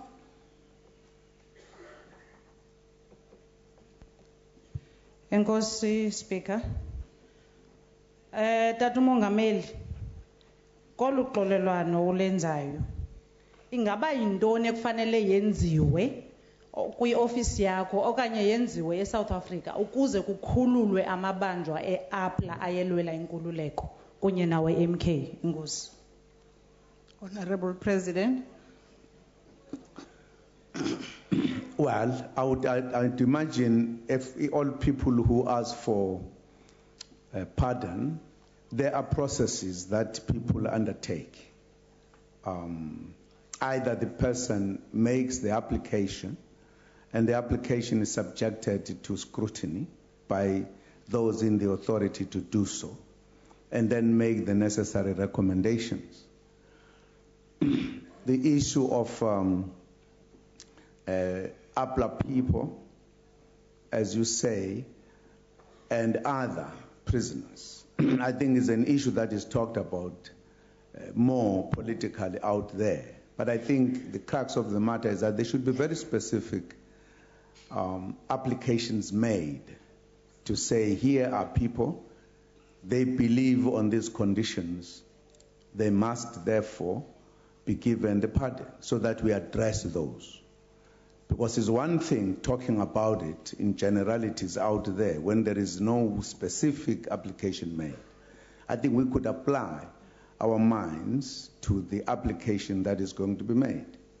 I'm not sure what happened to the reference group, whether they dealt with that grouping or not. But I think if we are to consider the specific cases, specific applications must be made so that we could look into those kind of issues. Thank you, Honorable Speaker. The Honorable Breitenbach. Thank you, Madam Speaker.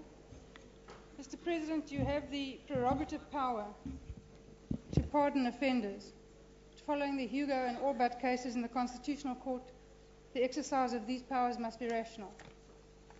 There is a perception, which underlies this question, that the approval of applications for presidential pardon is determined by political considerations.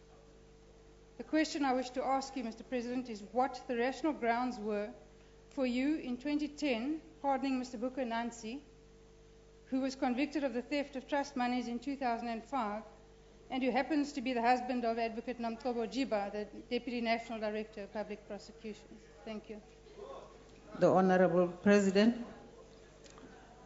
Well, as I say, Honorable Speaker, that people make very specific applications, and the applications are looked at, and on the basis of what is before us in terms of the information, that's what makes us to take the decision whether we give pardon or not.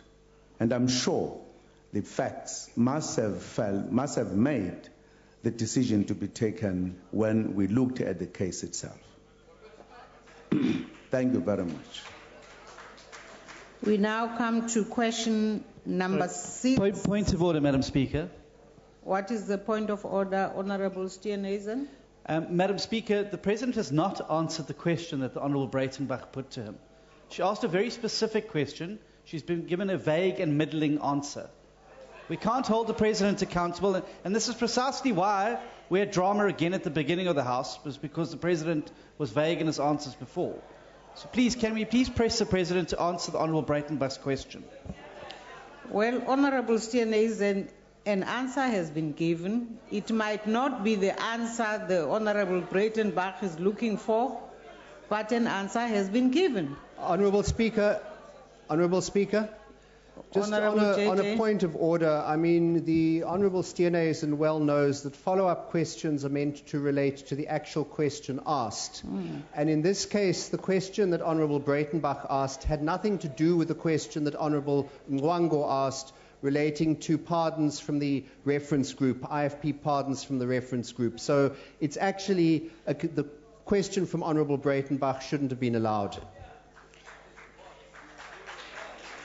And honourable members, can we proceed now to question number 6? Sorry, Madam Speaker. From the Honourable Professor Kubisa.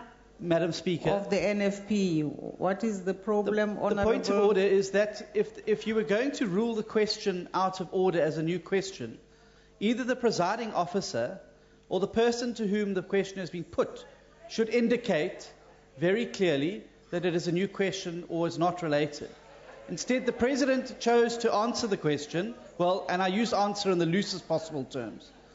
He provided a response which did not answer the question. I thought you would appreciate, and the honourable member would appreciate the fact that the President makes an effort to answer a totally new question. Because a supplementary question is always an unanticipated question. Honourable Speaker.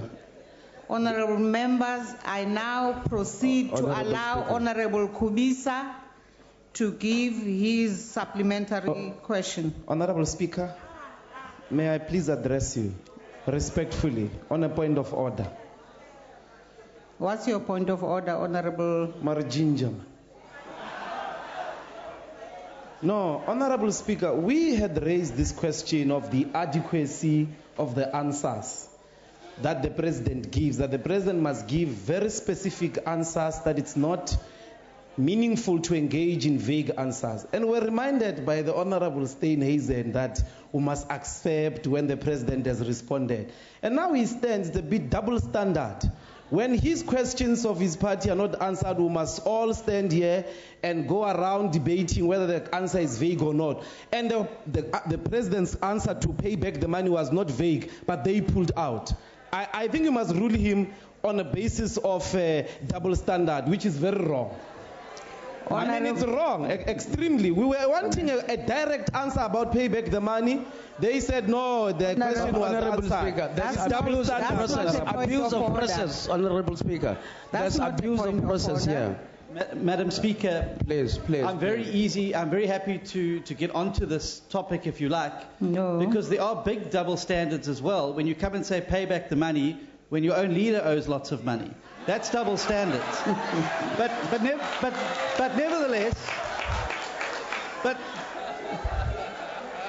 but nevertheless,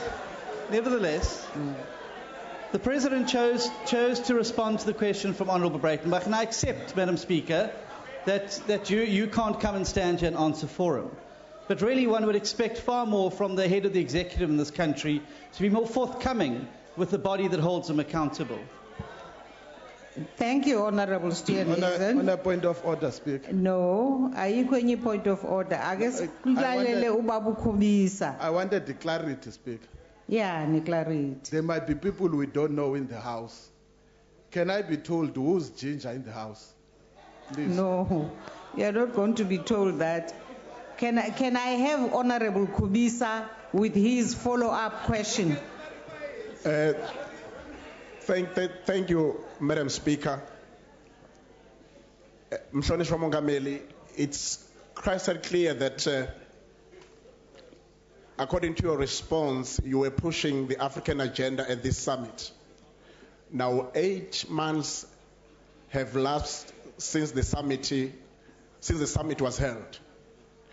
Now, it's also aware that Africa is plagued by a number of challenges, and chief among these are those of poverty, underdevelopment, and slow economic growth.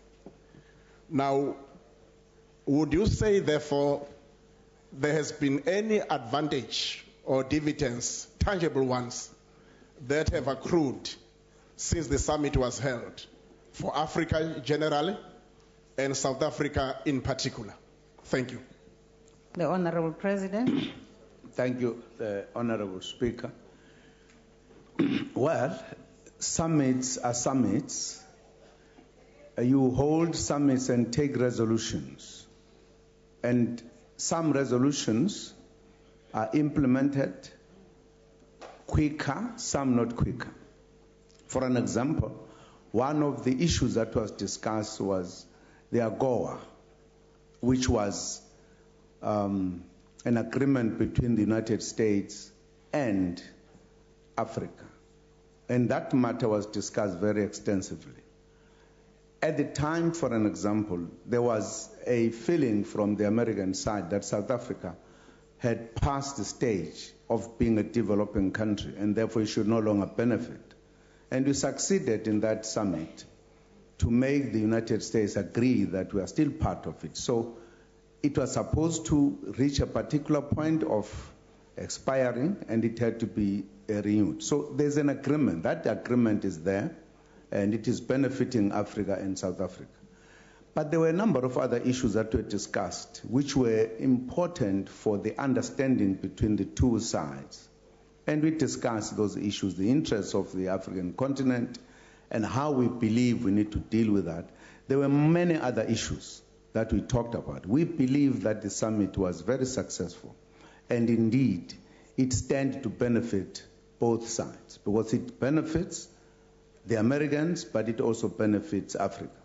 We have not therefore done a kind of an assessment by now whether agreement number so and so understanding has been necessarily accomplished. So I can't give the details as to, yes, this has been done, this has not been done.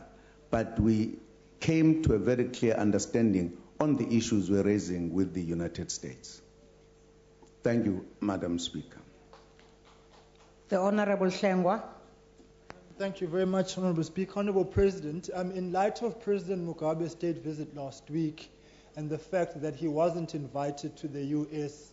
Africa Summit, I would just want to find out, Mr. President, because it does seem we've got a responsibility as South Africa, one, to ensure that the political conclusion that has been arrived at in Zimbabwe will ultimately translate into economic progress.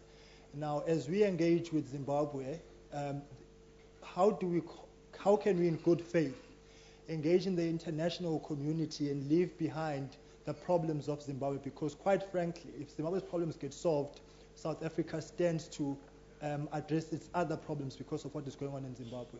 So the exclusion of President Mugabe and the Zimbabwean government at that summit, and then secondly, the visit last week, is there a move on the part of your government, Mr. President, to facilitate arriving at a working relationship between Zimbabwe and the U.S. so that we can be able to resolve holistically the problems of Zimbabwe? Thank you. The Honorable President. Thank you, Honorable Speaker. No, firstly, when the issue of Zimbabwe emerged earlier, a number of years ago, South Africa was among the African countries that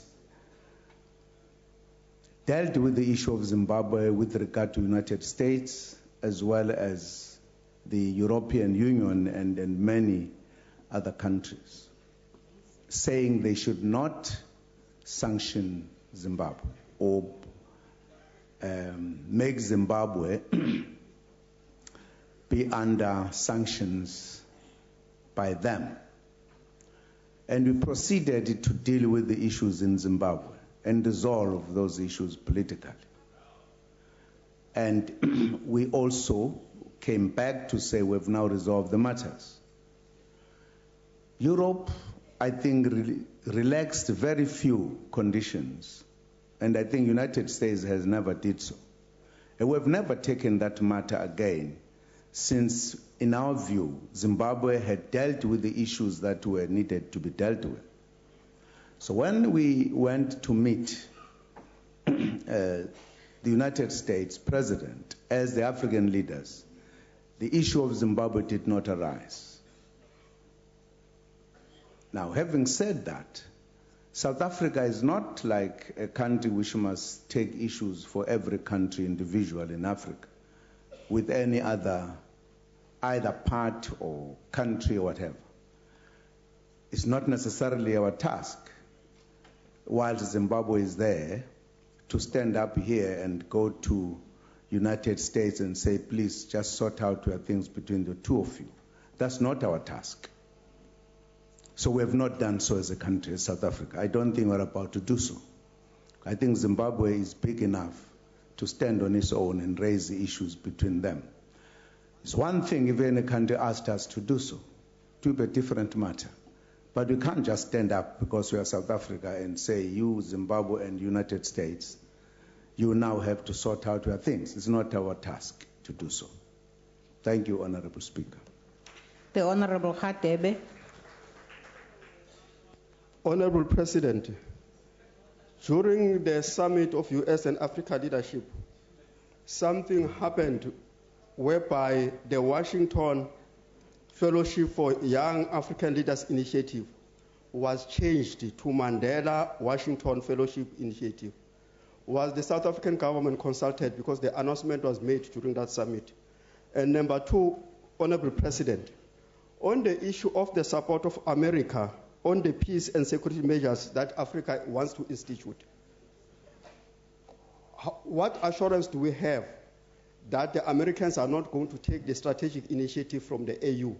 Because wherever America has been involved in peace and security, there's always been bloodbath at the end of the day. Thank you. The Honorable President. Sorry, just repeat the first part of your question. I wanted to get it clear. All right. Honorable President, during the US-Africa Leadership Summit, there was also a summit of Young African Leaders Initiative, which was organized by President Obama. When your summit started, he announced that the Washington Fellowship was changed to Mandela Washington Fellowship. What I want to ask is, what was your government consulted about that? Okay. Thank you. Honorable President. No, thank you. Thank you, Honorable. Thank you, Honorable Speaker. No, there was no consultation. The issue of the young leadership was discussed as an issue, not the change of the scholarship. Because African countries felt that for the United States to come to Africa and pick and choose young people to go and train them in America was done without consultation. If the United States wanted to create leadership, as it reported, what type of leadership they would be creating from the young people from Africa without talking to the African leaders? That was the issue, and President Barack Obama considered that, yes, they can see the problem. And we said, in future, really, we want to be part of the process. If at all they've got the resources to have, we should be there to participate in shaping what type of leadership qualities that they need. So we discussed the matter, and then many African leaders expressed their unhappiness about the matter. With regard to the issue of the initiative in Africa, as America would assist, President of the United States made it very clear that he does not want to take the leadership. he wants to assist, not that he must participate in the leadership. He even said that even if they would reach a point where they would have to either send soldiers, it would be us saying so. They are not going to send soldiers. At the moment, they want to assist by whatever else, not the troops, so that our initiatives are undertaken by us. So that matter was also discussed, and that was an understanding. Thank you. The Honorable Hill Lewis. Thank you very much, Honourable President. Sir, for 2 years we've heard constant warnings about the imminent exclusion of South Africa from AGOA. And yet it seems that the government has allowed the issue to run right to the edge of the cliff before showing any real urgency in resolving it. And so now, President, at the very 11th hour and after the unprecedented step of a phone call from Vice President Biden to Deputy President Ramaphosa, we have now dispatched Minister Davies to Washington to try and sort out the mess. President, why has this taken so long? And why has the government allowed a private industry body, the South African Poultry Association, to determine the trade policy for the government of South Africa? And President, with just 3 weeks to go before the deadline on AGOA, can you give this House an assurance and South Africa an assurance that you will do whatever it takes to ensure and guarantee that South Africa will not be excluded from AGOA? Thank you. The Honourable President. Thank you, Honourable Speaker. As I said when we were in the United States, that matter was concluded, that South Africa will be part of Africa. There is nothing that is being negotiated now. What is being negotiated now, I'm sure, are the details of how this agreement is going to be. That issue was concluded at the time.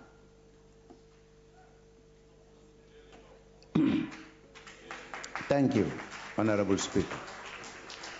Thank you, Honourable President. That brings us to the end of supplementary questions to the President.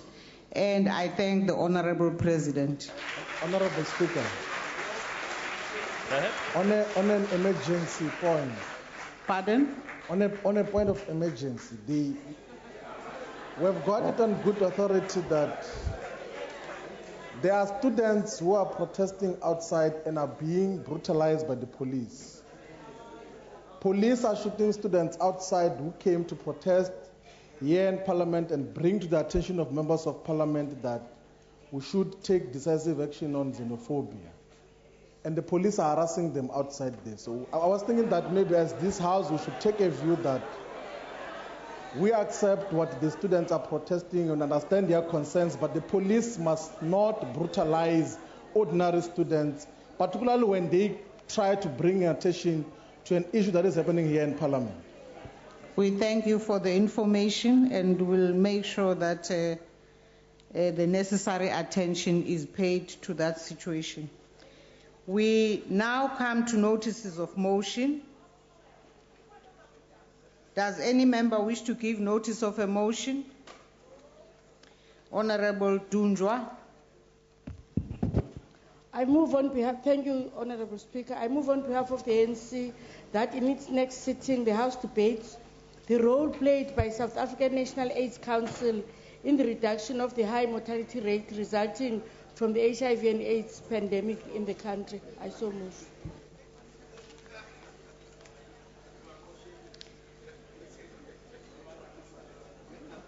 Yes, are there any other motions? Honourable member sitting there in a grey suit. Honourable Speaker, inhliziyo ibuhlungu sokhohla igama lami. Nkosi yami.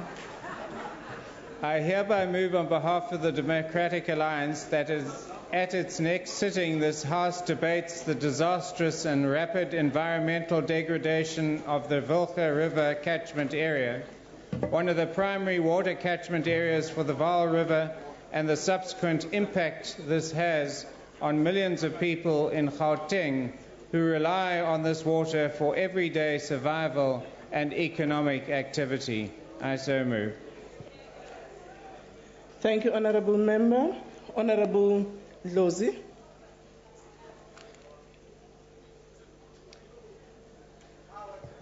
Or he didn't? Honorable member there? Yes.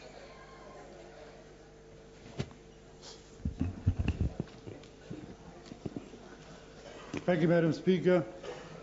On behalf of the Inkatha Freedom Party, I shall move for the next sitting of this House that the House debate the urgent need for this Parliament as a responsible and a forward-thinking Parliament to install and promote the use of renewable energy sources on the parliamentary premises in order to not only reduce our dependence on grid-based energy sources, but also to set an example in the combating of global warming. I thank you. Thank you, Honourable Member. Honourable Member. Thank you, Honourable House Chair. I move on behalf of the African National Congress that in its next sitting the House debates the illegal occupation of government and private-owned land. I thank you. Thank you, Honourable Member. Honourable Kawula.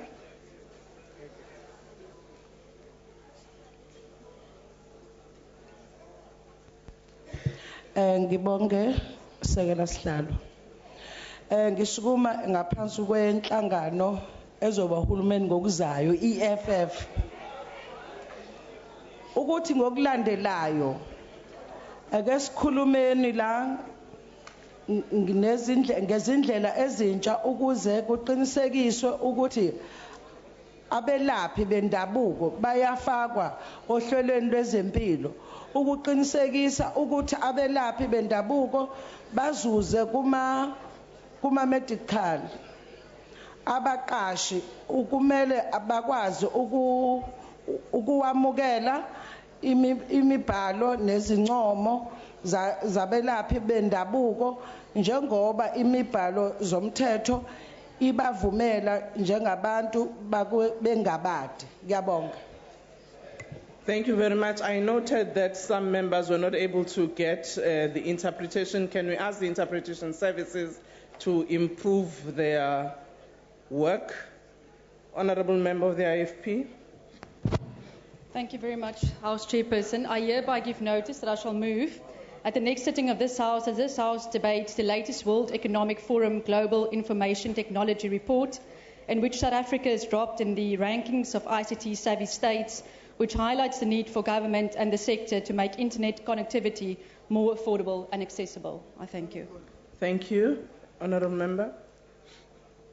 Thank you very much, Madam Chairperson. I hereby move on behalf of the Democratic Alliance that at its next sitting, this House debates the impact of cable theft, improper electricity infrastructure, and illegal electricity connections, with particular reference to informal settlements, their role in shack fires, and solutions for us to address these problems. Thank you very much. Thank you, Honourable Member. Honourable Member.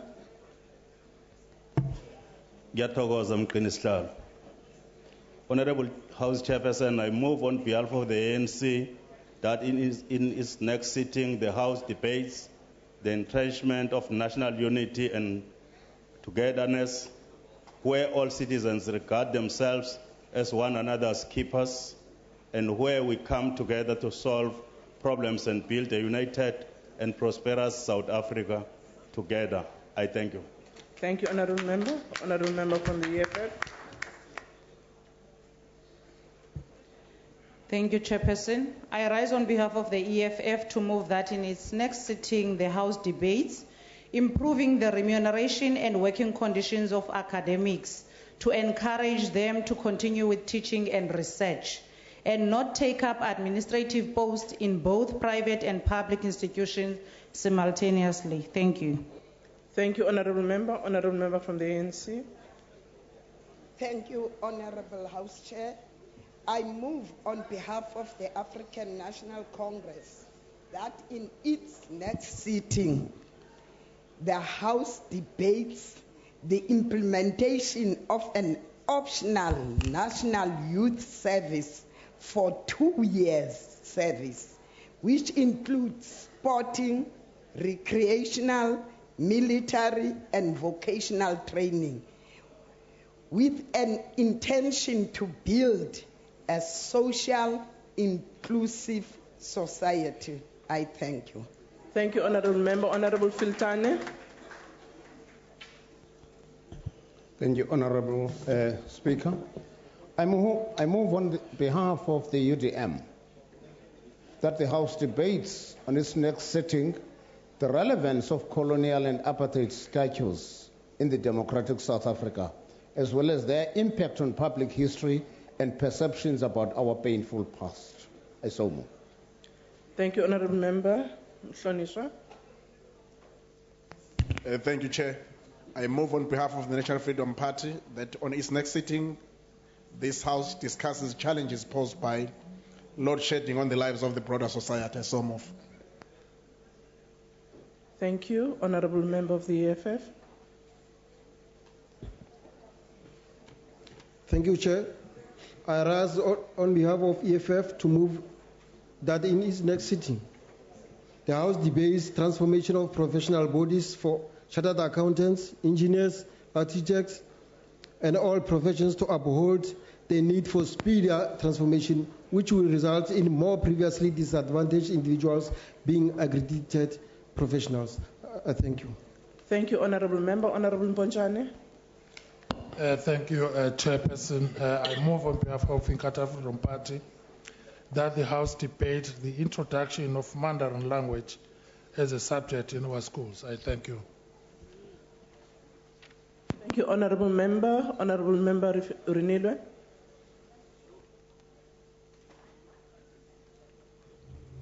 Thank you, Madam Chair. I rise on behalf of the Economic Freedom Fighters, which is the government in waiting, to move that in its next sitting, the House debates the introduction of legislative mechanisms to ban the enforcement of compulsory testing of HIV by insurance companies. Thank you. Thank you, Honorable Member. Honorable Member De Berde. Thank you, Honorable House Chair. I move on behalf of the ANC that in its next sitting, the House debates the acceleration of the development of strategies geared at retaining young people in schools until they complete secondary schooling. I thank you. Thank you, Honorable Member. Honorable Dudley. Thank you, Honorable House Chair. On behalf of the African Christian Democratic Party, I shall move that the House debates the annual report of the Commission for the Promotion and Protection of the Rights of Cultural, Linguistic and Religious Communities. Thank you. Thank you, Honorable Member. Honorable Member of the IFP. Thank you very much, Honorable House Chairperson. I hereby give notice on behalf of the IFP that I shall move at the next sitting of this House that this House debates the continued exclusion of many children with disabilities from the schooling system as well as the early childhood development centres, especially in rural areas. I thank you. Thank you. Are there any notices of motion? None. We now move to motions without notice. Honourable Member. Thank you, Honourable Chairperson. I move without notice that the House welcomes the recent announcement by the White House that President Barack Obama intends to remove Cuba from the American government's list of nations that sponsor terrorism, eliminating a major obstacle to the restoration of diplomatic relations after decades of hostilities. Further notes that the decision to remove Cuba from the list is a crucial step in Obama's effort to turn the page on a Cold War era dispute, and it comes amid a normalization of relations between the two countries.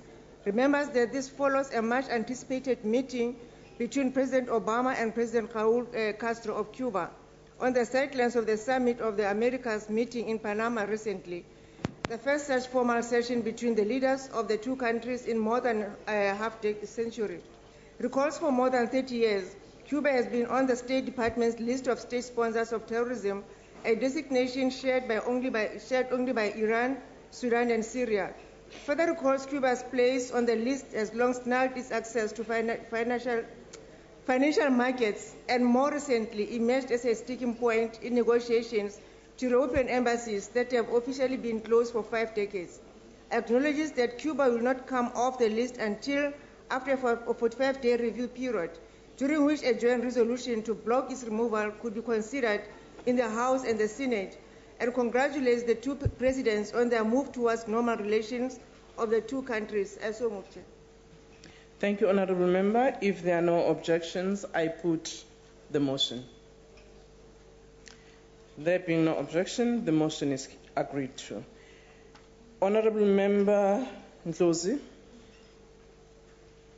The EFF rises to move without notice, Honourable Chairperson, that the House notes the University of Cape Town Council's decision to remove the statue of the colonialist and anti-black racist Cecil John Rhodes from campus following the students' protest which demanded its fall. Note that we should mark this as an important step towards the transformation of our public spaces and academic spaces, which open up a meaningful possibility to recreate them in favor of a progressive cultural symbolism that represents post-apartheid democratic values. Celebrate the student protesters, beginning with Chumani Makwele, who through their decisive action have inspired the whole society to reimagine its public spaces.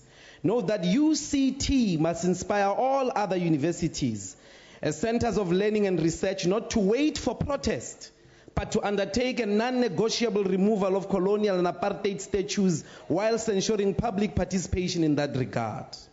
Note that all institutions that must take inspiration from UCT is government and parliament, who must also remove all colonial and apartheid monuments in our public spaces. Further acknowledge the statue of Louis Botha, Queen Victoria outside and inside parliament must move as an affirmation of the transformation of our public spaces.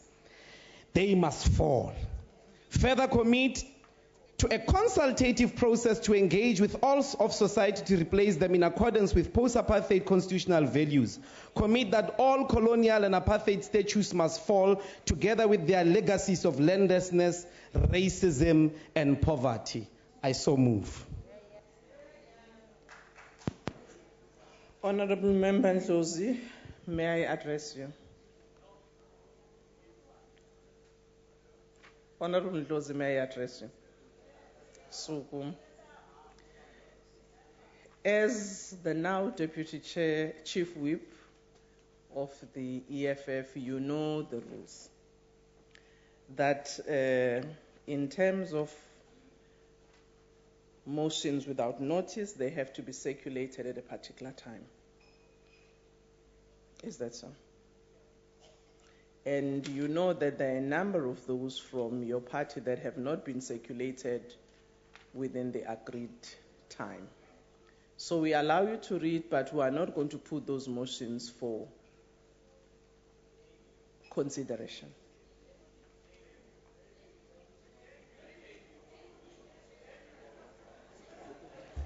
Honorable Chairperson, as the Deputy Chief Whip of the EFF, I am saying that we circulated the motions and we circulated them on time. By the way, the request to include motions in the order paper today itself, as per the staff table, came very late, that this session will recognize motions and notices of motion after there had been an idea that they won't be. So I think in all good spirit and fairness, let us not exclude motions on those technical reasons because we might go very far. But our motions were circulated. May they be accepted or declined on the basis of their substance, not on the technicality, because we did submit and circulate them. I asked of the House's indulgence and your indulgence, Honorable Chairperson, because we did circulate his motions. Thank you, Honorable Ndlozi. I'll ask Honorable Mahlangu to just have a mini consultations with yourself so that we can clarify what was indeed the status with regards to motions today. Chair. Honorable Hlengwa. Chair, just to clarify, the DA objects to that motion. Just to clarify. Thank you, Honorable Waters. I had not yet put the motion because I wanted the consultations to happen. Chair, we welcome the objection as expected, but what it does is that it sets a precedence that we can continue reading. That's why I've not yet the DA is expected to object Honorable to progressive things. Thank you very much, Honorable House Chairperson. I hereby move, without notice of the IFP, that the House notes with appreciation that on Thursday, 26 March 2015, Stellenbosch University awarded Public Protector Advocate Thuli Madonsa an honorary Doctor of Law degree. Further notes that on Friday, 10 April 2015, she was presented with her third honorary Doctor of Laws degree by Rhodes University in Grahamstown, Eastern Cape. Congratulates the Public Protector for this award, which she has attributed to the Public Protector team. Affirms the assertion of the Stellenbosch University that the Public Protector's contribution as a developer and a custodian of South African constitutional democracy and the rule of law has ensured her a permanent place in South African legal history, and her commitment to the Constitution and her integrity and moral courage represented a beacon of hope. Implores the Public Protector to continue executing her duties and responsibilities with honesty, honor, and integrity in the interests of the Constitution and the people of South Africa. Applauds Rhodes University and University of Stellenbosch for recognizing and awarding the good work being done by the Public Protector and their team, and commits to supporting and safeguarding the independence of all Chapter 9 institutions to maintain a healthy system of checks and balance in the governance of this country. I so move. If there are no objections, I put the motion. There being no objection, agreed to. Honorable Singh. Thank you, Honorable Chairperson. On behalf of the IFP, I move without notice that the House notes that prospective Mars adventurer Adriana Marais, a PhD student at the University of KwaZulu Natal, has been named one of 15 promising young female scientists from around the world. Acknowledges that Marais received this accolade at the 17th Annual L'Oréal UNESCO for Women in Science Awards held at the Sorbonne University in Paris in March 2015. Further acknowledges that the event acknowledges the achievements of women in science who are at the cutting edge of research in their fields. Congratulates Marais on her award and on her research work on the quantum effects in photosynthesis. And finally, wishes her well as one of the 100 candidates worldwide shortlisted for a one-way expedition to Mars through the Mars One project. A group of 24 people will leave in 2024 and not return. Thank you. Thank you, Honorable Singh. If there are no objections, I put the motion. There being no objection, motion is agreed to. Honorable Member of the NFP. Thank you, Honorable Chairperson. I move on behalf of the National Freedom Party that this House notes that the country is experiencing load shedding as a result of Eskom's inability to meet domestic demand. Further note that Eskom has made several requests for consumers to use electricity sparingly to reduce the demand. And finally notes that the lights are on 24 hours a day in many government buildings, and very often street lamps are burning during the day. Wherefore, we call upon this Honourable House to voice its disapproval at the unnecessary wastage of electricity by government departments, municipalities and the private sector. We call upon government departments and local municipalities to put in place and enforce plans to cut the unnecessary waste of electricity, which could ultimately reduce load shedding. I thank you. Thank you, Honourable Member. Honourable Ngwango.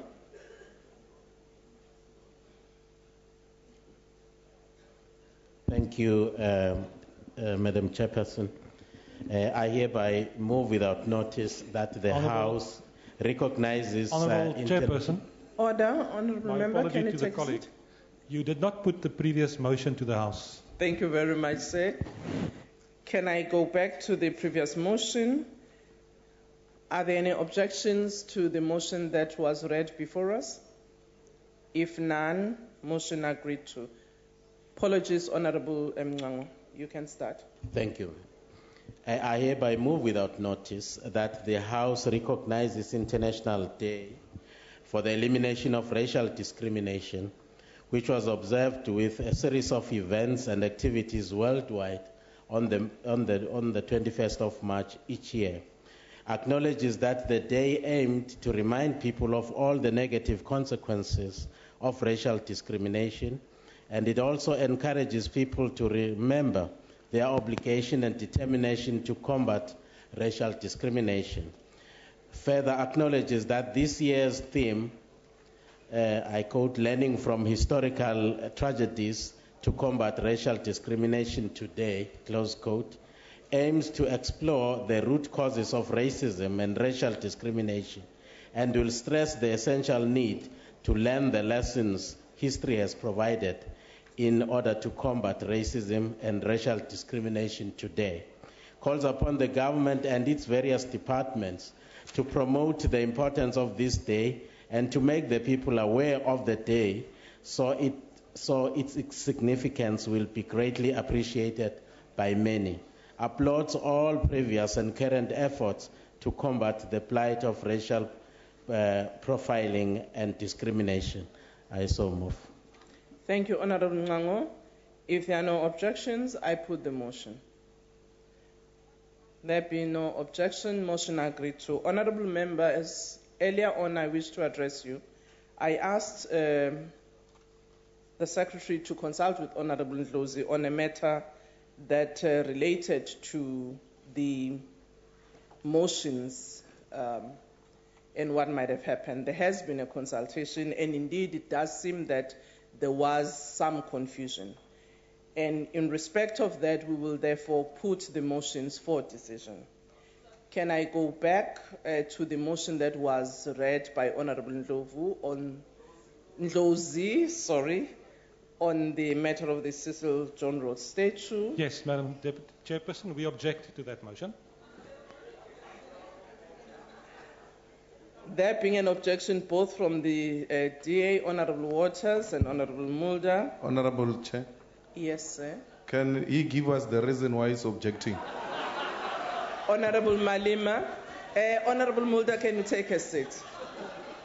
It's not a practice that parties would give the reasons for objecting to motions. What we require as presiding officers is to know whether the motion is agreed to or there's an objection. So this motion has been objected to. Honorable Maxine. Thank you, Honorable Chairperson. EFF rises to move without notice for the House to note that yesterday, 15 April 2015, the Western Cape High Court has ruled in favor of freedom of speech and democracy, but also in favor of the Marikana workers in the matter of EFF versus Parliament. Acknowledge that it is well within the rules of Parliament and the Constitution of the Republic of South Africa to say the ANC government massacred workers in Marikana. Note that this is a victory of the voice of the working class in Parliament and the uncomfortable truth lived and experienced at the hands of the ANC government and the super exploitative white monopoly capital.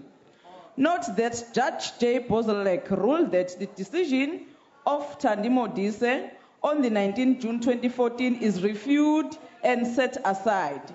This has to do with her decision, that statement made by Commander-in-Chief Comrade Julius Malema are unparliamentary and do not accord with the decorum of the House. That he further said, the following decisions are reviewed and set aside. We are teaching the ANC the lesson and the laws. That's the decision Thandi Modise to ask the CIC Commander-in-Chief to leave the House, and Thandi Modise's decisions to request and... Can I just ask you that when you refer to honorable members... Honorable, the chairperson of the NCOP, leader. NCOP, Honorable Thandi Modise's decision to request and order the Commander-in-Chief, Honorable Julius Malema, to withdraw his statements that ANC government had massacred mine workers in Marikana, in that the police who killed them represented the ANC government, the judge said. Further note that Judge J. Bozalek also ruled that the applicant's cost, including the cost of two counsel, are to be paid by Parliament. Acknowledge that the Commander-in-Chief, Honorable Julius Malema, refuses to withdraw his remarks because doing so will be to allow censorship of the truth about what the workers of Marikana went through. It will mean that EFF accepts that their story must not be told within the precision it deserves within Parliament. notes that the ruling demonstrates that the FF possesses a superior understanding of our constitutional provision, as well as the provision of the rules of Parliament, in as far as freedom of speech is concerned. It is further provides a good indication of what is going to happen to the case around the powers, privilege, and immunities of Parliament Committee, which recommended that EFF members were in contempt of Parliament for asking the President to pay back the money unduly spent in Nkandla. Further note that it must be reiterated in this House that indeed the ANC government killed workers in Marikana, and to this day no one has been arrested. No one is in front of court answering the case of so brutal a mass murderer. Call on President Jacob Zuma that he must not delay the justice of the workers any further, as they have been waiting for more than 2 years now, and release the Marikana Commission report as soon as possible to allow closure to so terrible a crime against humanity. I so move, Madam Speaker. If there are no objections, I put the motion. Object. Honorable Mahlangu. Objections We have been noted. Chair, is it allowed to object to court decisions? I mean, really, this is... Honorable Shibambo. It's a recital of a court decision, really. Honorable Shibambo, as you know that these are motions without notices that we are dealing with. We are not dealing with the court decision. Honorable Ndlozi. On a point of order, can you guide the whippery of the ANC, Honorable Chair? They must stand up when they are addressing us. The Honorable member must stand up, speak to the mic, because he objected sitting down. No. And therefore, maybe the objection must not be recorded. Honorable because in terms of the rules, he's out of order. Honorable Ndlozi, Then I will, take then a I will seat? object, Honourable Deputy Speaker. Is there a problem with that? I object to your little propaganda. Thank you very much, Honorable Mulder. Honorable Mahlangu. Honorable Chair, the Chief Whip of the Majority Party moves without notice that this House notes that on the 2nd of April 2015, gunmen stormed the Garissa University College in Garissa, Kenya, killing at least 147 people, mainly students, and injuring 79 more. Further notes that the gunmen, allegedly from the militant group and Al-Qaeda offshoot Al-Shabaab, took over 700 students hostage, freeing Muslims and killing those who identified as Christians. Remember, 4 of the attackers were also killed during the massacre, and 5 men were later arrested in connection with the attack.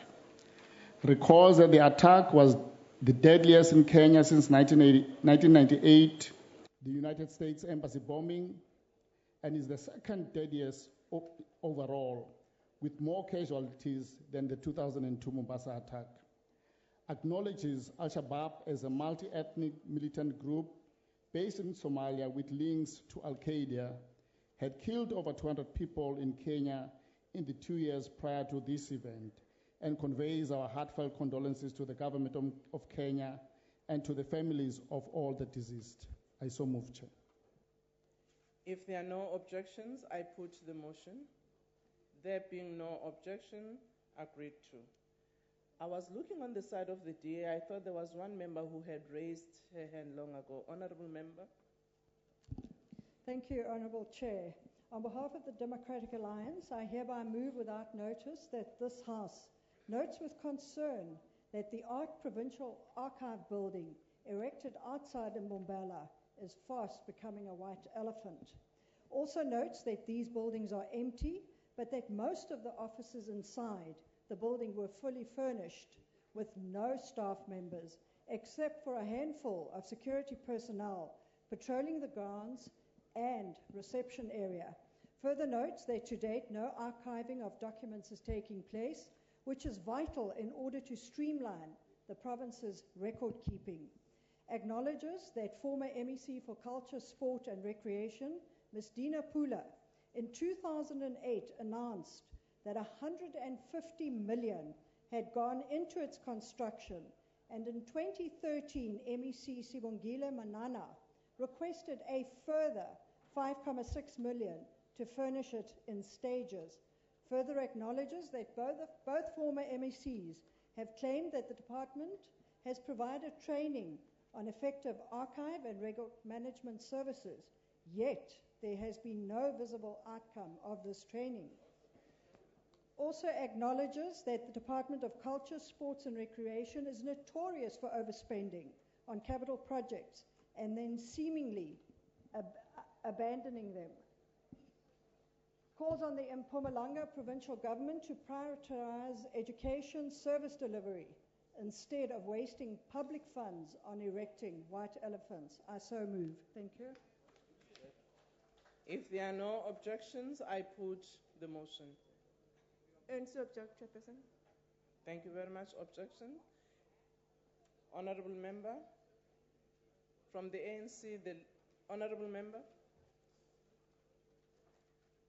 Okay. Yes, honorable member. EFF?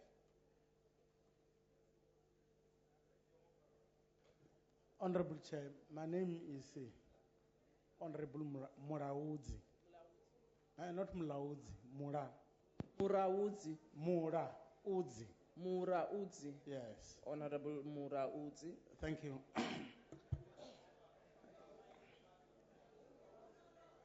The EFF rises to move without notice for the House to note this very important motion. The 22nd anniversary of the assassination of the Christopher Tembisi-Lahani, who was gunned down on the 10th of April 1993.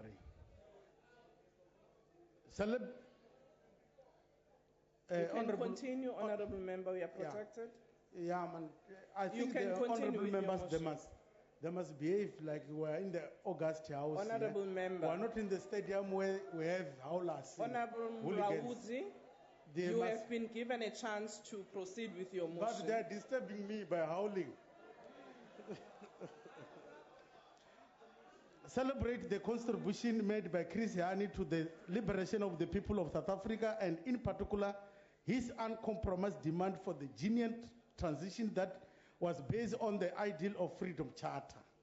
Note that Chris Hani's uncompromising demand for land, free quality education, and nationalization at the peak of negotiations was a demonstration of his determination and commitment to the people and not the political elite. Note his courage in this demand remains unmatched by those running the government today, who, despite having power in their hands, failed to deliver on the ideals of the Freedom Charter that Hani presented.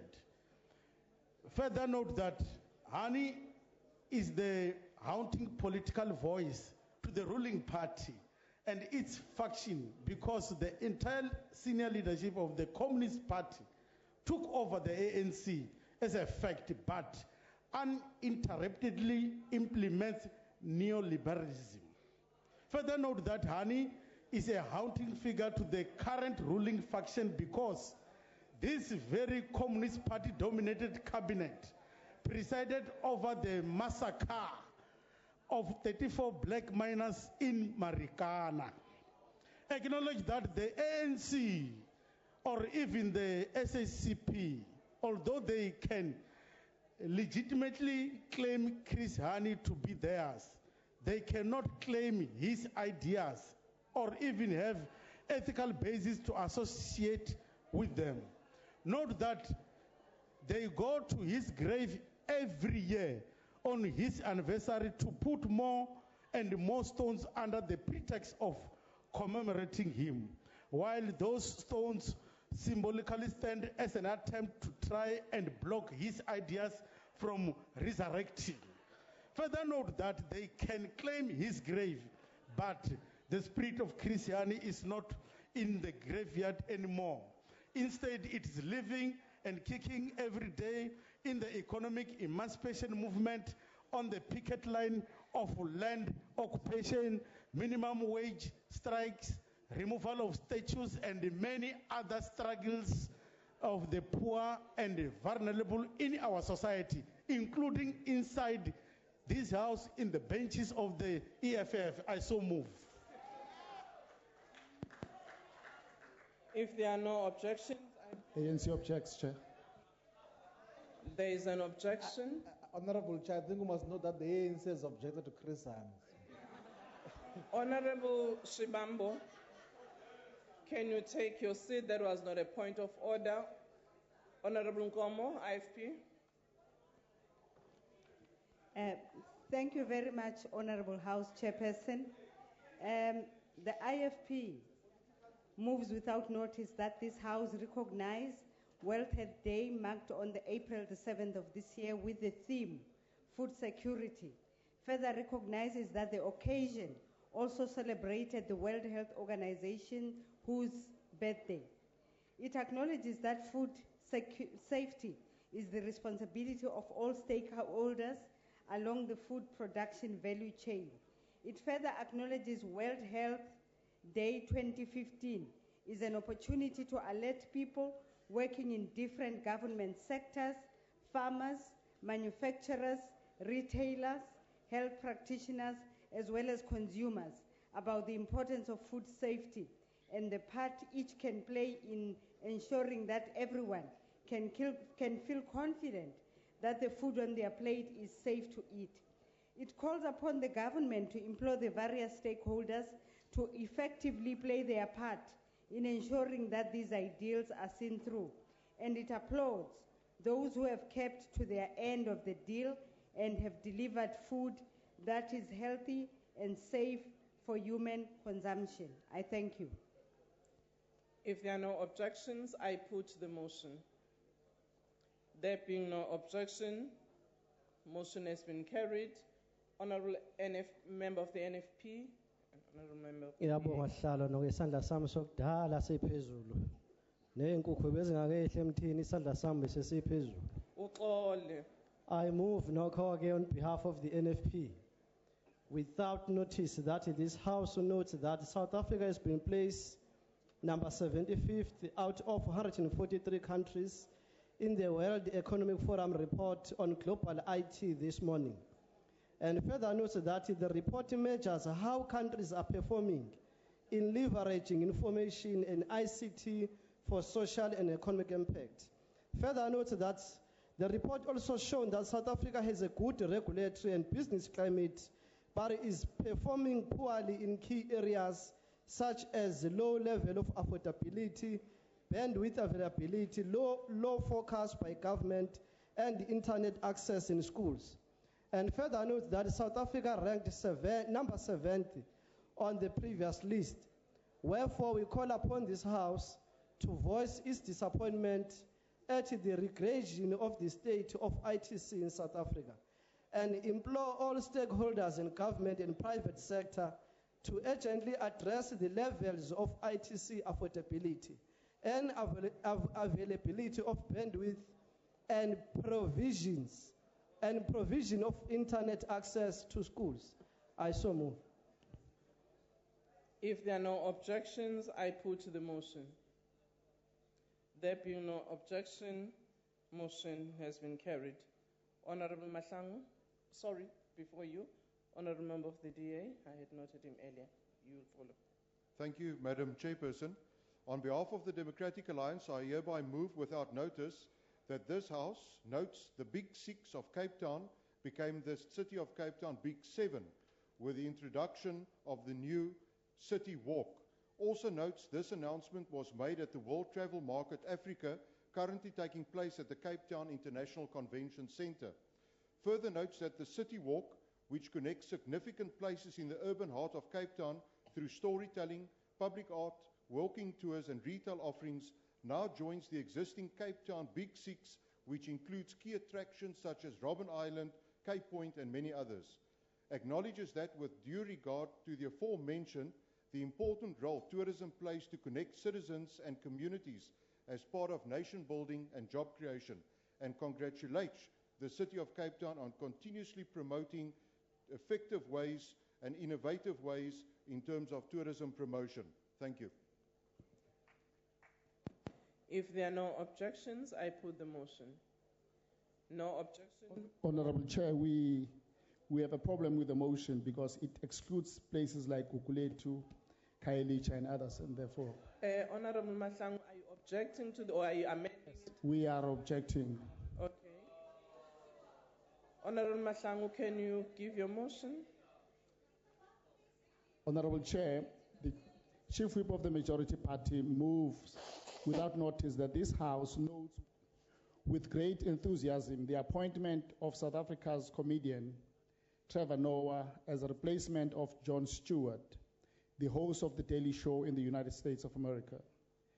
Believes that with the appointment, he joins the list of prominent South Africans whose talent is being recognized and celebrated internationally. Trust that he will incredibly continue to entertain American viewers and that of the world in his funny, smart, considerate, and thoughtful ways, and call upon all South Africans to support him in his new position and thanking him for flying the South African flag very high. Thank you, Chair. If there are no objections, I put the motion. No objection, motion carried. Honorable Filtane. Thank you, Honorable Chair. Motion on the death of the world's oldest person.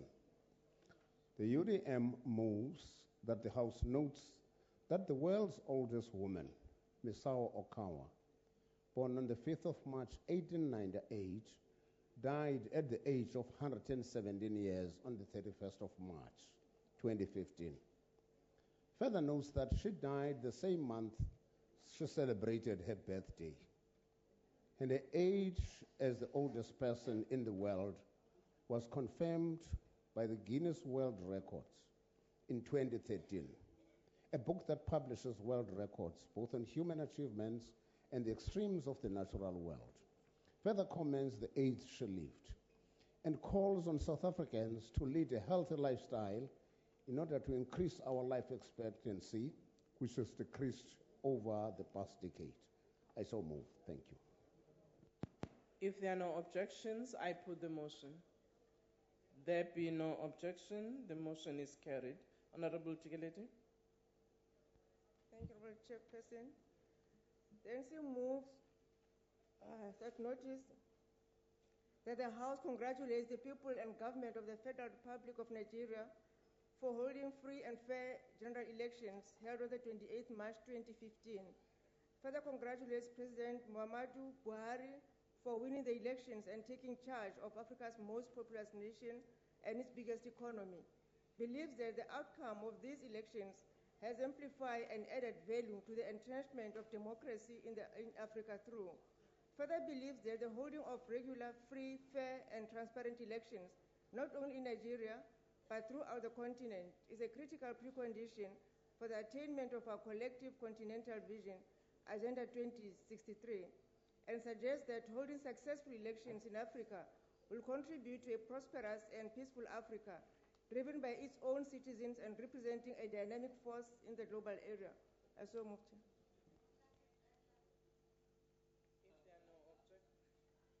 If there are no objections, I put the motion.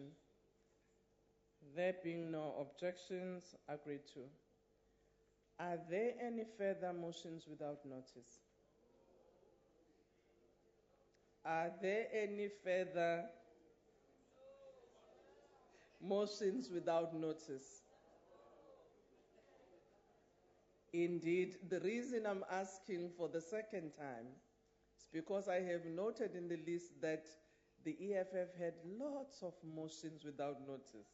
Now I was wondering what has happened so that I'm not accused of not having given you a chance. There being no other motions, this concludes the business for the day. The House is adjourned.